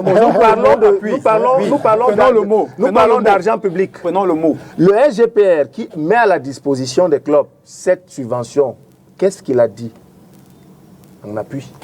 Tu permets que je continue avec le mot appui? Avec la permission, hein? Oui. C'est un appui. Maintenant, dans l'esprit du mot appui, tel que l'État, je vous fais, c'est pas maintenant qu'il commence à appuyer. C'est que à la base, l'État savait que sa contribution est infime par rapport à ce qu'il faut payer les salaires. Le foot professionnel a été décrété au Cameroun. Et dans ce décret, donc, l'État avait promis au départ les gros moyens. Sauf qu'à la fin, 560 millions étaient infimes par rapport à l'engagement qu'il fallait prendre. C'est pour ça que ça devient un appui. Appui par rapport à ce qu'il aurait fallu. Il faut qu'on comprenne dans l'esprit. C'est exactement ça que je pense. C'est un appui. Ok. Maintenant, si c'est un appui, quand on a reparti cet argent au départ, ça ne payait pas tous les salaires du club. Bien évidemment. Ça payait une partie du personnel. Ça veut dire que ceux-là, au moins, ont leur salaire attaché à cette subvention. Comprends bien la nuance. Comprenez bien ce que je viens de développer. Ça veut dire c'est un appui. C'est un appui dans la masse globale des salaires. C'est ce que je dis, c'est un appui. Mais est-ce que ça absout les clubs de commencer à payer les salaires en attendant que cet appui-là n'arrive? C'est la question que je pose, question simple. Est-ce que tu viens de saisir ce que je viens de dire? Je te saisis parfaitement. Ce que tu as dit, qui n'est peut-être pas faux, c'est qu'en attendant l'appui, on peut payer tout le monde. Mais on peut aussi dans une organisation fragile financièrement, savoir que ceux-ci ne sont pas dans l'appui qui va venir et ceux-là acceptent d'attendre que ça vienne pour qu'on les paye. Ça peut arriver. Ça veut dire que c'est un accord. Il n'y a pas un problème de normes. Non, c'est un problème. Nous sommes dans un environnement professionnel. Non, maintenant, nous sommes dans un... Tu as dit on a décrété le professionnalisme. Oui, on l'a décrété. Et décrété ou pas décrété, c'est comme ça que ça s'appelle désormais le football camerounais. Comment tu peux concevoir qu'avant le début d'une saison, quand les clubs élaborent le budget, recettes et dépenses, qu'ils n'intègrent pas là-dedans les salaires des joueurs? Parce que je pense que c'est même la première chose à laquelle... Intégré. Et comment tu peux donc me dire que si c'est intégré, il y en a qui attendent la subvention pour commencer à payer les salaires des joueurs? Quand la subvention, l'État paye sur 3 ans, 4 ans, ils ne perçoivent rien, c'est normal. Ça devient un problème, parce que je vais te dire, quand ils attendent, qu'est-ce qu'ils font, les clubs? Ils vont voir leur banquier ou leur gars de la coopérative. Il leur dit, je vais avoir la subvention, je ne sais pas dans combien de temps. Tu me positionnes le salaire dans le compte, c'est une dette. Et quand on va les payer, on va payer dans votre compte, vous allez saisir. Or, ce qui se passe malheureusement dans le cas présent, c'est que depuis 3 ans, certains n'ont pas vu. Voilà le problème de fond. Ils doivent justifier ce qu'ils ont fait les précédents. C'est ça, je dis qu'il y a un problème. Non, il n'y a pas de problème, c'est là. C'est de l'argent public, Serge. Moi, Georges. S'il te plaît. S'il te plaît, ouais. Oui. J'ai dit, C'est mon temps de parole. Oui, mais j'ai dit... Je t'ai donné juste quelques secondes, mais là, tu veux déjà... Oui, je ne veux pas l'abuser. C'est-à-dire, la nuance que je veux faire dans le débat avec toi, c'est ceci. C'est que la subvention, même si au départ on ne l'intègre pas, parce qu'on doit payer les salaires, les clubs doivent... de quelque part. C'est une dette. Comprends-moi bien. Là où il y a la défaillance après, c'est qu'on ne peut pas éternellement attendre qu'on justifie alors qu'on l'a perçu pour donner à quelqu'un. Vous comprenez où est le problème pour moi? Alors qu'il y en a qui attendent leur argent. Il y en a qui sont engagés, qui ont mis leur bien en gage pour attendre cet argent. J'ai dit, il y a un problème. La fédération perçoit la subvention. Elle devrait. À la limite, il y en a qu'à prendre une discussion pour que les ayants droit, qui sont ces joueurs, le perçoivent. Serge, vas-y maintenant. Merci bien. Sauf que là, nous parlons d'argent public. On ne parle pas de l'argent qui sort de la poche d'un individu. Celui à qui on a remis cet argent doit pouvoir lui-même justifier du compte d'emploi qu'il en a fait. Bien sûr. Alors, pour justifier du compte d'emploi qu'il en a fait, il faudrait que ceux à qui il doit remettre cet argent puissent eux-mêmes justifier. Ça, c'est compliqué. OK. Ça semble ne pas compliqué, mais pas poser la question au club pourquoi la production de justice est si compliquée que ça. Puisque la Fédé dit, vous dites que la Fédé ne communique pas, non, la Fédé communique suffisamment. La Fédé a dit clairement, justifié, encore que si on s'en tient à ce qui se fait pour cette saison, ce n'est pas dans les comptes de la Fédération que les 500 et poussières de milliards sont versés, c'est dans le compte de l'agent comptable du MINFI rattaché à la Fédé. Donc, ce n'est pas la fédération qui gère cet argent. Le rôle de la Fédé, tel que prescrit par la lettre du SGPR, j'invite quiconque à aller la consulter, à aller la lire, cette lettre-là. Le rôle de la Fédé se limite essentiellement à donner la liste des clubs éligibles, c'est-à-dire que qui présentent patte blanche. Et patte blanche, c'est quoi? C'est les justifs. Vous présentez les justifs, votre nom, le nom du club et la documentation y afférente pour le virement du salaire est remis à l'agent comptable, lequel procède au virement. C'est tout. Les clubs que je vous sans rien recevoir, tu fais quoi? Qui, par exemple? Faut vous de Baham. Je prends un exemple que je te dis, que je connais. Depuis l'année dernière, il n'a rien perçu. Tu dis quoi? Je connais des joueurs de Faubourg qui n'ont jamais perçu leur salaire. Tu connais des joueurs. Je te dis que le club lui-même. Je connais des joueurs. Ce n'est pas moi qui vais ici te rappeler. Ce n'est pas moi ici qui vais te rappeler ce qu'un des joueurs de ce club-là a fait. S'il te plaît. Non. Tu as cité un club. Je te dis donc. Un joueur que je ne vais pas citer, mais que tu connais, a fait la saison, il y a peut-être 2 saisons de cela, a confisqué le matériel du club, réclamant ses salaires. Non, comment tu dis ça? C'est pas un problème pour cela. Tu as cité Faubourg. Et je te dis, non, ce qui s'est passé à Faubourg avec un des joueurs. Et si celui-là fait, va savoir ce que d'autres auraient pu faire. Va savoir ce que les autres peuvent réclamer. C'est un autre problème. Non, mais c'est ce que il a cité un club et je lui donne un exemple. C'est un autre problème. Il y a un club qui a justifié. Et je lui dis que ce club-là, il a dit depuis 2 saisons. Et je lui dis donc qu'il y a 2 saisons, un joueur de ce club qu'il connaît très bien. Est-ce que tu permets? Et je vais même le citer puisque c'est quelque chose qui a fait le tour des médias. Mbappé Müller, qu'il connaît, qui est ici à Dedo, qui n'est pas loin d'ici, a confisqué le matériel du club. Pourquoi? Pose-lui la question. À qui? Je te parle, écoute-moi bien. C'est faux, hein? Écoute-moi. On parle devant vous? Écoute. Allez-y, Toi, puis voilà la méthode que je condamne. Tu sais pourquoi? Tu crées l'affaire dans l'affaire. Écoute-moi bien. Je ne crée pas l'affaire. Écoute, je vais te dire tu pourquoi. as dit que Non, je vais te dire présenter pourquoi. les justices. Et je te prends l'exemple Ne faisons pas d'un le joueur débat. de ce Ne faisons pas le club qui débat. a réclamé des salaires. Sauf à me faire croire qu'il faut pouvoir payer une partie des joueurs. Ne faisons pas le débat comme au quartier. Non, Faisons on un ne fait débat pas les édifiant. débats. Maintenant, allons sur le Nous fait. édifions. Et surtout, sur la procédure administrative et financière.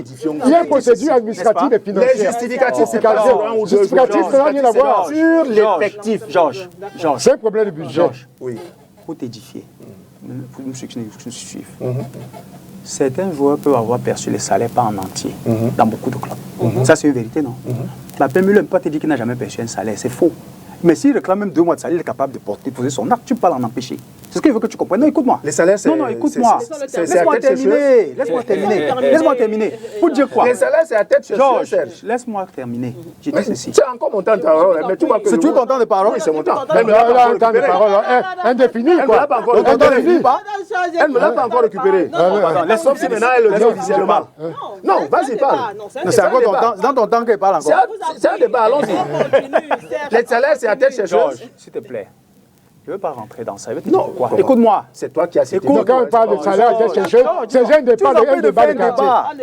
C'est un débat de quartier. Les gens. Oui, allons-y. Salaire à tête chercheuse, c'est un Je ne débat veux de pas- quartier. je ne veux Entrons pas- dans une Une logique scientifique. Quand on dit salaire à tête chercheuse, c'est quoi? Non, je dis qu'il est en train de poser un problème technique. Global. Un problème global technique. Il finit son problème global technique. Ça veut dire, parce qu'il y a une technique financière, il y a une technique administrative, il y a une technique... Merci. Dans toutes sortes de gestion, il y a des techniques. Georges, Une gestion, c'est des techniques. Georges. Tête chercheuse, c'est déjà le débat de quartier pour moi. Vraiment, excusez-moi. Bon, allons-y, pardon. Ok, d'accord. Bon, Vous je ne crois pas que dans les équipes, Non, c'est pas contre vous, il y a des têtes chercheuses, des salaires qui ne payent pas. C'est les gens. Même à STV où nous sommes, il peut arriver que le boss, un mois où il retarde les salaires, les gens, un autre fait la rébellion. Tu ne peux pas l'en empêcher. C'est son droit. Si le soir, dans son contrat, c'est mieux d'être payé le 7, vous, à partir du 11, il n'a pas reçu, il est capable de créer un débrayage, il ne faut pas l'en empêcher. Même si on paye par après, il vous dit, il n'est plus là. Ça peut arriver. Je voulais qu'on ne détourne pas l'attention sur l'essentiel. Pour dire quoi?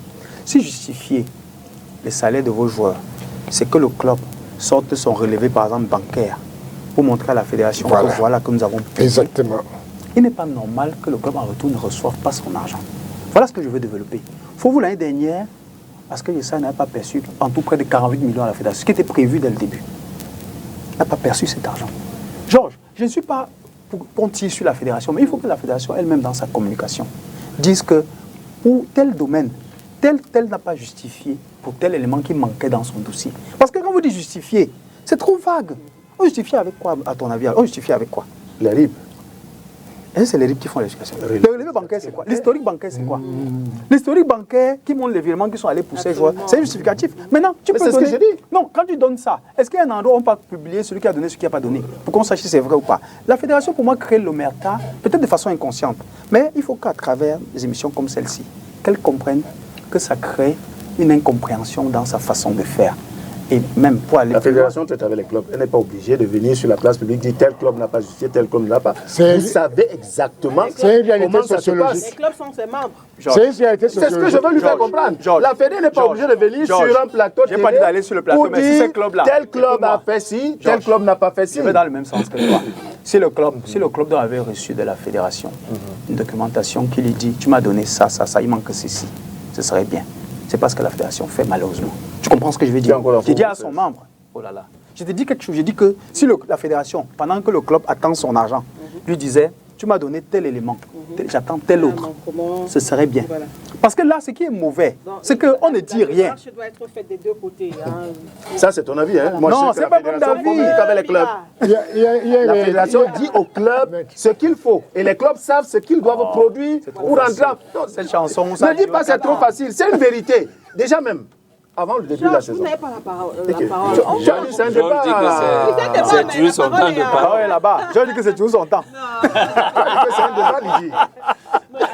Les convicts, il faut conclure. Bon, on ne va pas marginaliser Maître sur le plateau. Donc, Alors, Maître, avec ce Georges. qui se passe. Ouais, avec tout ce qui se passe, le débat devient tellement très important, le thème même est très important parce que si on observe sur tous les plateaux des médias, c'est le thème qui revient dans plusieurs formes.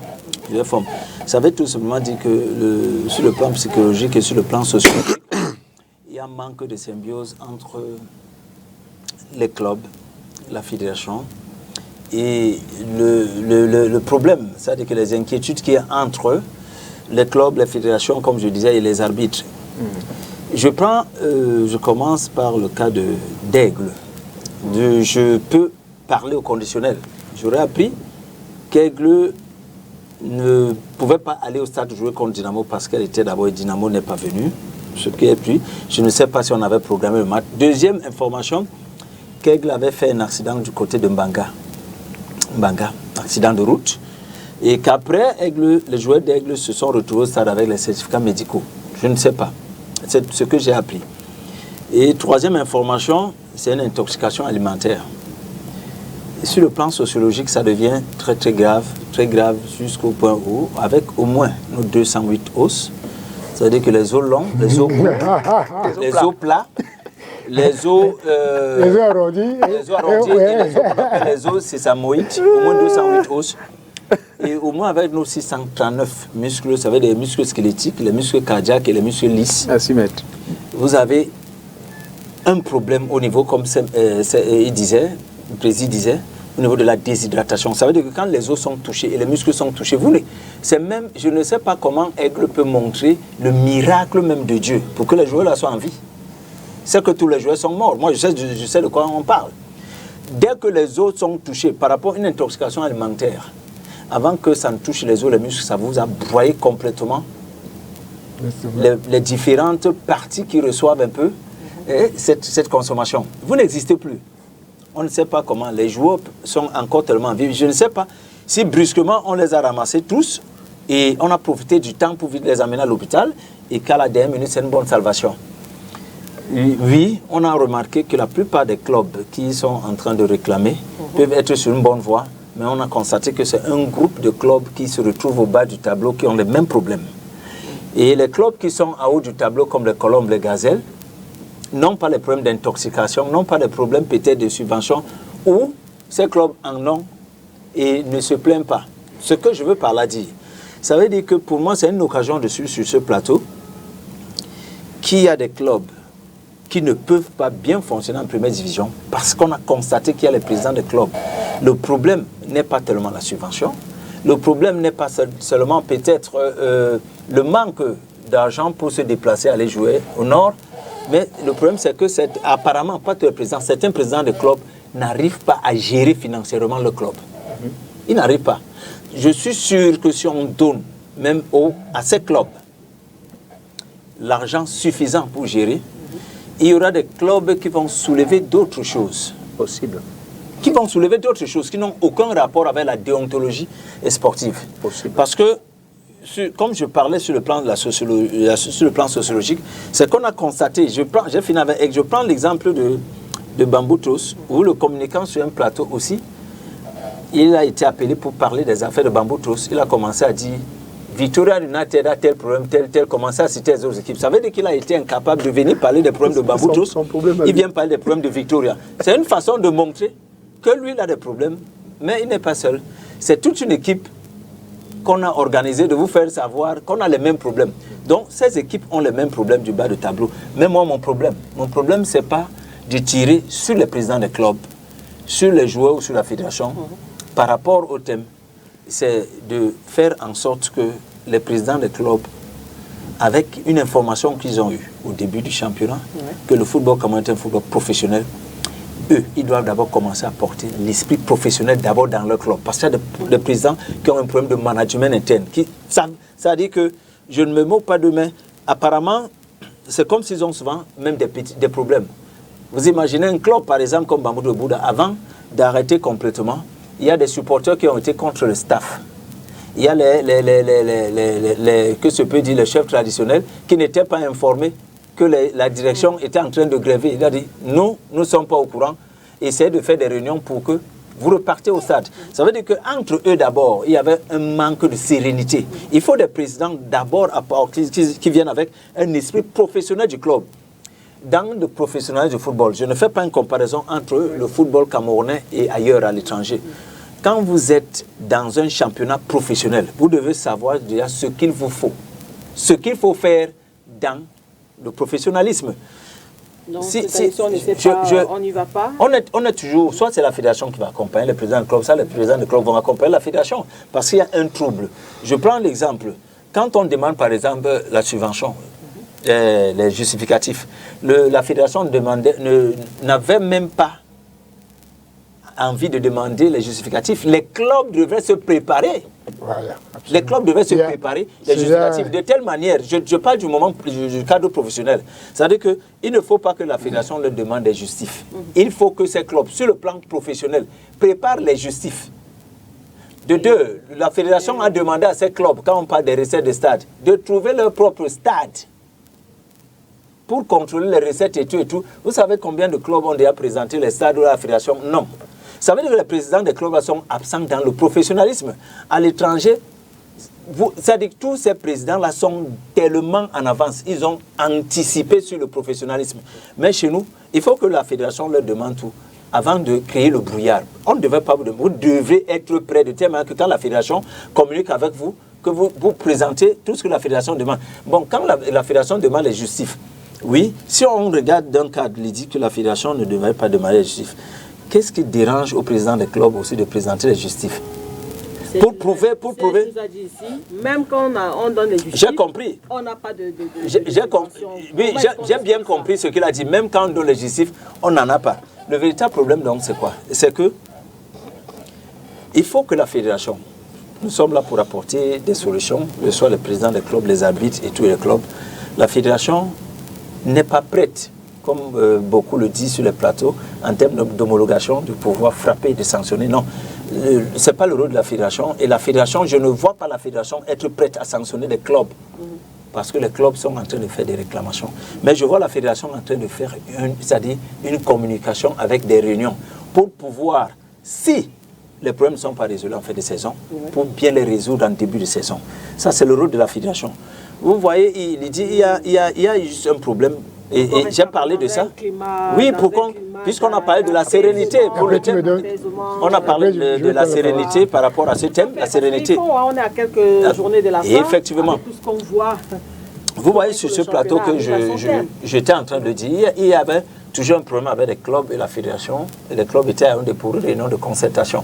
Je vous ai dit que les problèmes pouvaient rattraper les présidents des clubs. À partir du moment où ils étaient à Yaoundé, n'ont pas profité du fait d'être devant le ministre des Sports pour dire voici même les vrais problèmes que nous avons au sein de notre championnat. Ils sont partis pour un problème qui est aujourd'hui, quand on fait une observation, qui n'est même pas tellement un problème très influent par rapport à d'autres problèmes qui ne font que se découvrir au fur et à mesure où les entraîneurs démissionnent, les présidents démissionnent, les clubs démissionnent. Ils sont partis rien que pour la subvention. Or, avant la fin du championnat, on est en train de découvrir les problèmes plus graves que la subvention. Donc, ils n'ont pas, et c'est ce que je suis en train de dire, ils n'ont pas cette ouverture d'esprit du management pour pouvoir anticiper sur leurs problèmes, de telle manière que quand les problèmes arrivent, c'est la catastrophe entre eux, tout ce cercle-là. Donc, pour le cas de sérénité, je pense que la fédération va essayer de trouver des voies et moyens pour bien écouter, puisque la réunion de concertation était municipale, la fédération peut faire aussi une réunion de concertation bien établie avec les présidents des clubs pour dire vous êtes plein, je vous ai écouté, mais la saison, il y aura amélioration. Je suis juste contre une chose, c'est que dans le monde professionnel, quand vous acceptez d'accompagner une fédération, vous savez que vous accompagnez une fédération pendant toute une saison. Je ne suis pas si posé la question, je me pose la question. Est-ce que Bamboutos, Aigle et autres clubs qui sont en train de prendre des décisions, moi j'appelle ça de boycott, ne pouvaient pas supporter, pour le cas de la sérénité, terminer le championnat et de faire savoir à la fédération que de tous nos problèmes, nous avons supporté jusqu'à la fin du championnat. Nous ne sommes pas écoutés. Nous pouvons plus vous accompagner. Je suis contre les gens qui boycottent quand ils ont accepté le lancement du championnat pour utiliser un mauvais timing. Parce que là, ça ressemble à du chantage, ça ressemble à du marchandage que la fédération accepte de dresser. Tout un championnat, vous acceptez accompagner la fédération, sachant que la fédération ne vous a jamais écouté. Vous devez terminer. Dans le cas de la sérénité, vous devez terminer, accompagner la fédération à travers toutes vos journées.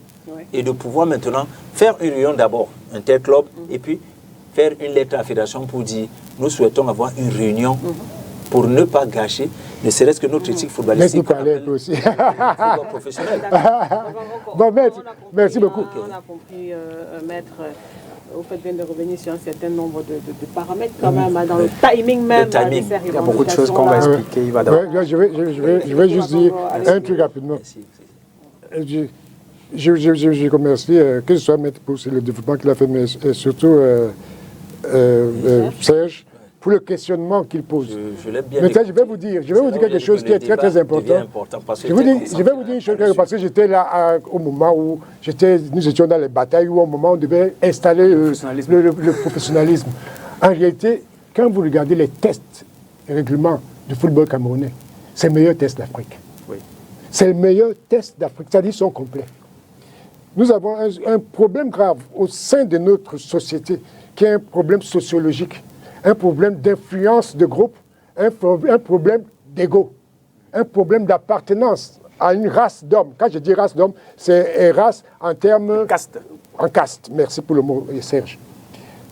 Ce qui fait que quand vous regardez les tests de la Fédération camerounaise de football, tout est bien précisé, ces tests professionnels-là. C'est-à-dire, un club pour accéder, voici les conditions. Un club de la Fédération a un pouvoir de bloquer même. d'ordonnancement et de méthodologie. Or, aujourd'hui, même à l'intérieur de la fédération, il y a des castes. Il y a des divisions. Il y a des informations mal libellées. Et c'est pour ça qu'à l'intérieur de cette fédération, il y a des gens, le président, j'ai même parfois l'impression que le président de la fédération, parce que quand on dit qu'on attend le feu vert on doit prévenir, ou bien les justificatifs. Il n'y a pas de justificatif. Quand vous faites votre bilan annuel, vous venez avec votre PV de machin, et vous avez votre budget que vous présentez. À la limite, la fédération peut, et ça ce serait d'accord commun, peut désigner un contrôleur financier qui vient jeter un coup d'œil dans vos finances. C'est un droit de regard qui est régalien parce que la fédération donne de l'argent. C'est de la méthode d'ordonnancement dans la gestion. Moi, je parle de management, je ne parle pas de pouvoir où il faut envoyer des justificatifs et puis montrer qu'on doit vous donner. Ça n'a rien à voir, c'est un problème global. Malheureusement, ce qui se passe dans notre pays, et c'est ça le drame que nous vivons même en haut lieu, mais je parle de football, le drame que nous vivons, c'est que les réalités sociologiques et les luttes d'influence faussent toute la réalité de gestion.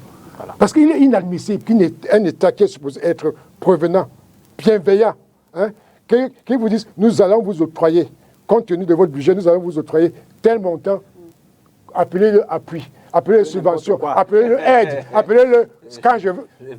Quand nous allons vous octroyer tel montant, que vous renonciez à cet engagement parce que c'est vous la tête de cette nation, c'est vous la faisabilité de cette nation, c'est vous la souveraineté de cette nation. Si vous, la souveraineté, vous ne savez plus à quel moment vous allez indemniser les jeunes Camerounais. Parce que moi, je suis sur une chose. Je prends l'exemple de Bambou de Seboula parce que j'ai un peu suivi un certain nombre de leurs choses. Bambou de Seboula peut mobiliser, en 2 jours, ils peuvent mobiliser 100 millions de francs. Ils peuvent avoir 100 millions de francs en 2 jours de par leurs supporters. Mais quand j'ai entendu le président expliquer, le président de Bambou, bon, il explique à sa façon, mais ils ont aussi, comme tu disais, Serge ou bien c'est Georges qui le disait, les présidents ont aussi des manquements. Les présidents des clubs ont beaucoup de manquements parce que beaucoup sont des affairistes, ils veulent placer des joueurs, ils veulent gagner de l'argent. Et Maître l'a relevé. Et il y a donc aussi au niveau de la fédération un manquement dans les prises de décision. Parce que ce qui va se passer maintenant, par exemple dans le cas de Bambou Tous, Aigle et Young Sport, supposez que normalement les tests, les règlements de la fédération camerounaise de football, après deux forfaits même, maintenant, est-ce que c'est ceux à qui vont-ils enlever les points? Est-ce qu'ils vont enlever les points actuellement parce que le règlement est un peu flou là-dessus? J'ai essayé même. Il est clair là-dessus aussi. Il est clair, il n'est pas flou. Il est clair. Vas-y, dis-moi ce que le règlement dit. Non, je voulais. Parce que pour l'enlèvement des points aux équipes qui avaient déjà fait les matchs et qui ont perdu le match contre qu'est-ce qu'on fait d'eux? Quand il y a un forfait général comme ça. Si vous n'enlevez pas les points à Aigle, vous faites comment? Non, j'ai dit, voilà. Vas-y, explique un peu ce truc-là. En lisant le règlement, comme dit Georges, on va trouver toutes les hypothèses. C'est prévu. La commission d'homologation, dans la J'ai parcouru ce truc-là. Tu vas voir qu'il y a un manquement. Non, il n'y a pas un manquement. Hier soir même, c'est hier soir même que j'ai parcouru. Ce qu'il faut dire, c'est qu'il n'y a pas de manquement à ce niveau logiquement. Vas-y. Donc, on peut pallier à cela. Le plus dur, d'abord, c'est l'homologation du match. Ouais. Parce que les termes dans lesquels on va homologuer et le fait que les parties aient le droit d'interjecter appel ça, c'est vrai. Peut influencer sur le plan même du délai et tout ça. Et je voulais revenir sur ce qu'a dit Maître. Tu n'as pas bien expliqué pour l'homologation. Non, pour l'homologation, les règlements sont parce que l'homologation, la commission d'homologation n'est pas une commission qui prend des décisions. Non, elle prend. Elle homologue, elle propose. Non, elle prend la décision. S'il vous plaît. C'est ce qui est... Attendez que je vous explique. Attendez que je vous explique. Non. Dans le cas des litiges, quand l'homologation homologue un match ou homologue une défaite ou une absence, il y a interpellation d'autres commissions. Non, elle dit directement. Grand frère. Elle fait sa décision en tant que commission. Vous n'aimez pas écouter. Je n'ai pas fini. Je suis en train de finir et lui il veut me couper absolument. La Commission fédérale d'homologation et de discipline, je te réponds. Mais je connais bien la commission de discipline. Mais si tu la connais, tu ne peux pas dire qu'elle ne prend pas de décision, puisque c'est un organe juridictionnel. Non, je dis ce que vous ne comprenez pas. Quand je dis que... Ce que je n'explique pas bien, merci d'avoir dit ça, ça veut dire que la décision finale appartient au secrétariat général de la Fédération camerounaise de football, compte tenu d'un certain nombre d'éléments et de justificatifs que la commission d'homologation est une commission. Il y a une gestion de la fédération. On ne peut pas comprendre ça. Je suis un expert de management, j'essaie de comprendre ça. Rectifie ça. S'il veut bien écouter. Grand frère, écoute bien. Ouais, quoi. Là, il donne la parole à Georges. Oui, qui prend la parole? Qui prend la parole? D'abord, ce qu'il faut savoir, c'est que les statuts de la Fédération camerounaise de football sont clairs pour le choix des juridictions en cas de litige. C'est pour ça qu'on parle de la priorité ou la primauté des juridictions internes. S'il ne veut pas écouter. Qui ne veut pas écouter? Vas-y, mais il y a un problème, lui, là. Je ne comprends pas. Ça dit en fait... Parce qu'en fait, qu'il ne fasse pas un cours de ce que nous comprenons. Non, c'est un enseignant. Georges, vas-y, Georges. On est tous ces enseignants. C'est pas l'amphi ici, quand même. Moi, je parle à un ingénieur, un management. Vas-y, Georges. Primauté sur les juridictions internes. Et on a d'abord la commission fédérale d'homologation et de discipline. Après, si à ce niveau les clubs ne sont pas satisfaits, ils peuvent interjecter effectivement appel au niveau de la commission des recours. Si à ce niveau-là également, ils ne sont toujours pas satisfaits à ce moment-là, donc ils peuvent se pouvoir au niveau de la CCA. Si même là-bas, ça ne va pas, c'est là où on a l'habitude d'aller au TAS. Non, ça c'est une explication pour moi. Ça c'est une explication en fait, parce qu'il n'a pas répondu à ma question en fait. Non, la commission va... Justement, la commission statuera en fonction des rapports que lui auront produits les arbitres. Non, les officiels. Les officiels. Arbitres entre autres.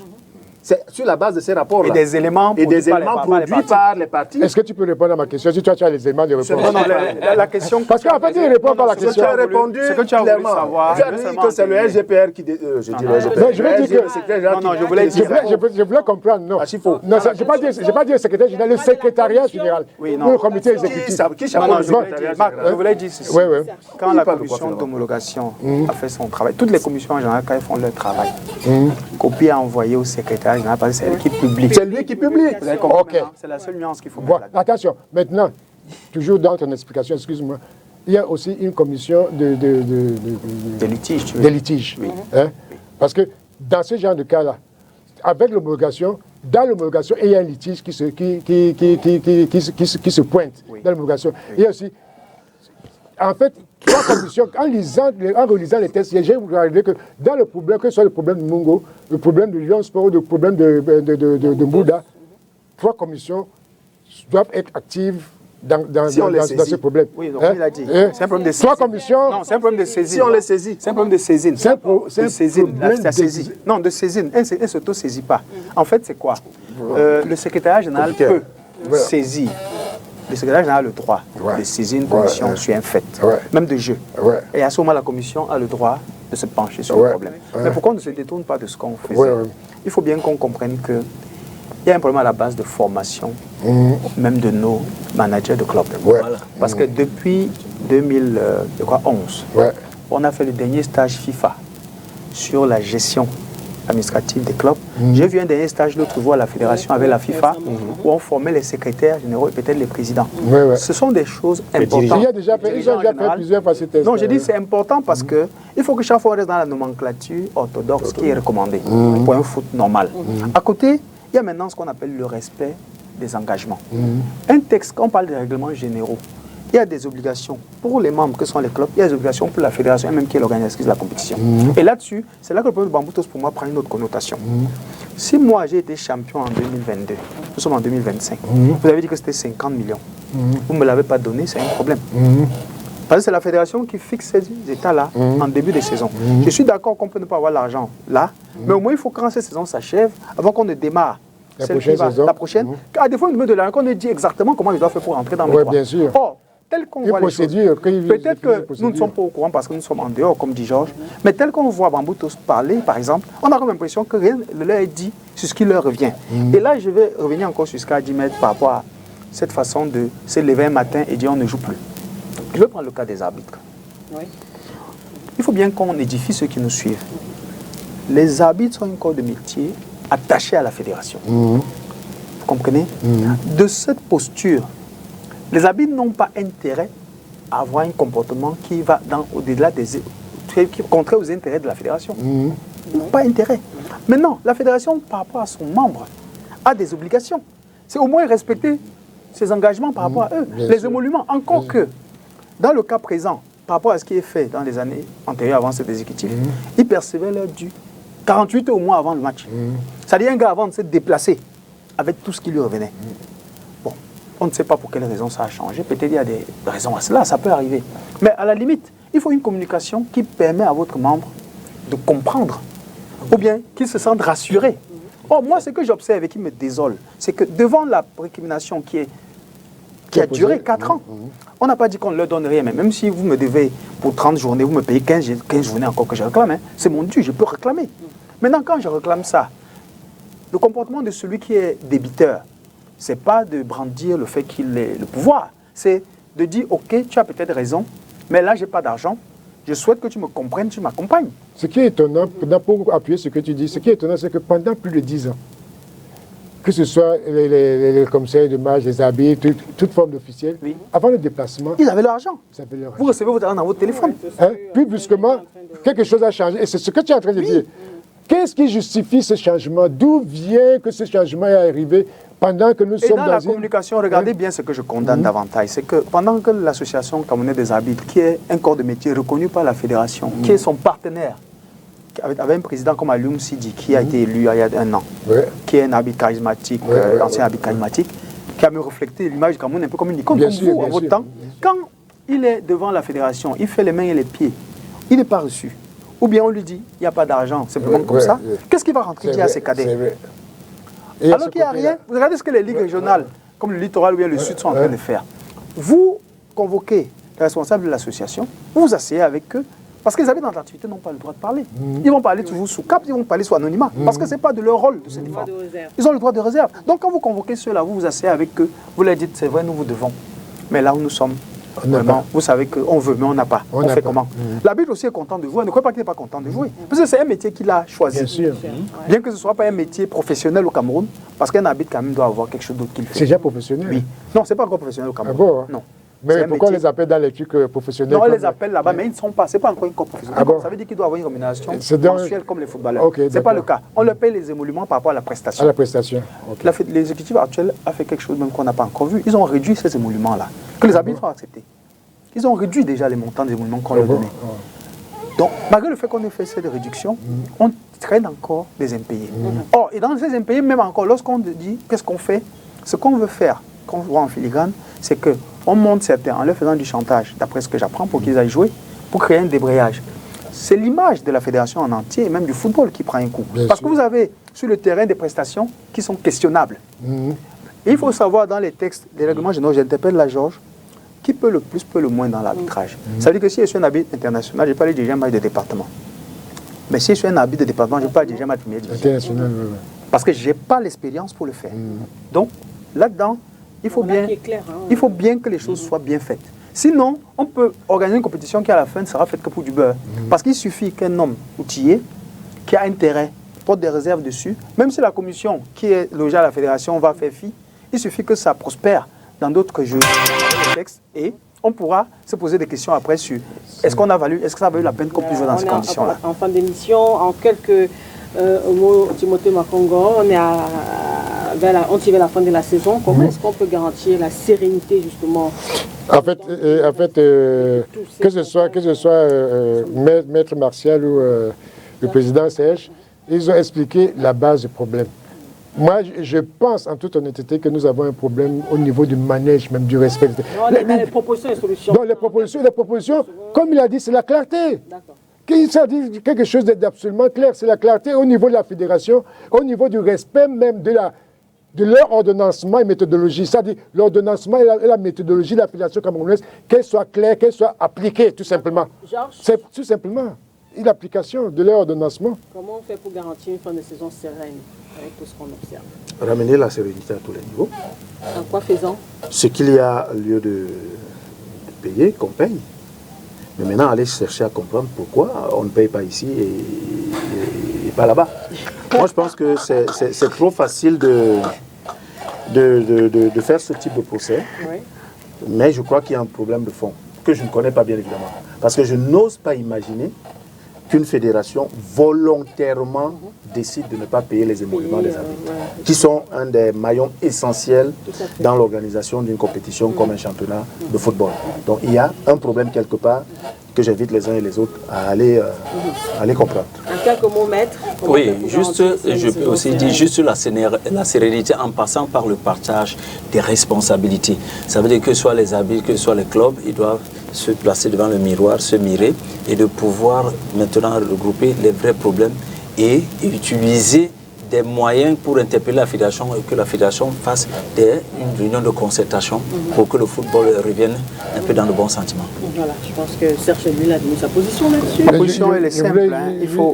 Il faut que chacun d'abord accepte. Il faut d'abord être humble tous pour accepter qu'on peut se tromper en tant qu'être humain. Première chose. Deuxième chose, mettre le football que nous aimons, tout ce qui est notre passion, au centre de nos préoccupations.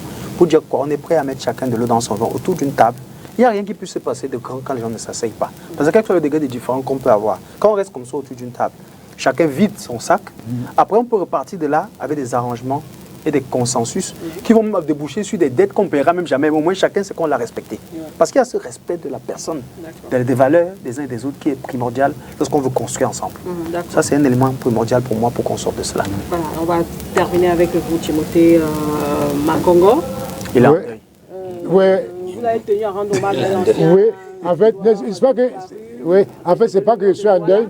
Même comme le lion ne se porte pas très bien. Non, c'est pas que je sois forcément en deuil, mais après demain, là, il y a l'anniversaire d'un des plus grands entraîneurs du Cameroun, parce que la plupart des ceux qui ont commencé à être entraîneurs camerounais, qui ont commencé à être des entraîneurs de renom depuis les années 60, c'était des autodidactes. Ces gens qui étaient d'abord des footballeurs et qui... On va couper.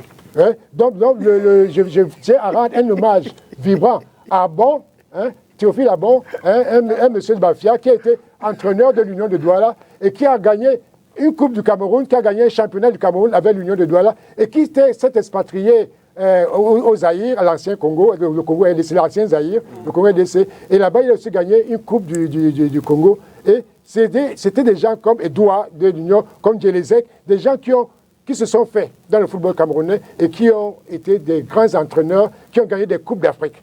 Donc, Abon Théophile, il est mort il y a 30 ans, amené par l'épidémie Ebola au Zaïre. Et je veux que tout le monde se souvienne de cet entraîneur, surtout les joueurs de l'Union de Douala, du Caïman de Douala, du Diamant de Yaoundé, de Lyon de Yaoundé. Et même de l'Aigle de Tchang. Merci pour cet hommage. Abon Théophile, vraiment, son fils est au Canada et son fils, Alain, fait aussi une histoire vraiment formidable. Son fils même est entraîneur aussi au Canada. Soit le gars se retrouve. Merci. Voilà. Bon, merci, Makeda. Évidemment, Serge Kamdem-Kwa, merci. À Landry Ossa qui a assuré la réalisation ce soir, amis sportifs. On se retrouve la semaine prochaine. Ouais. Au revoir. Au revoir. Merci. Donc,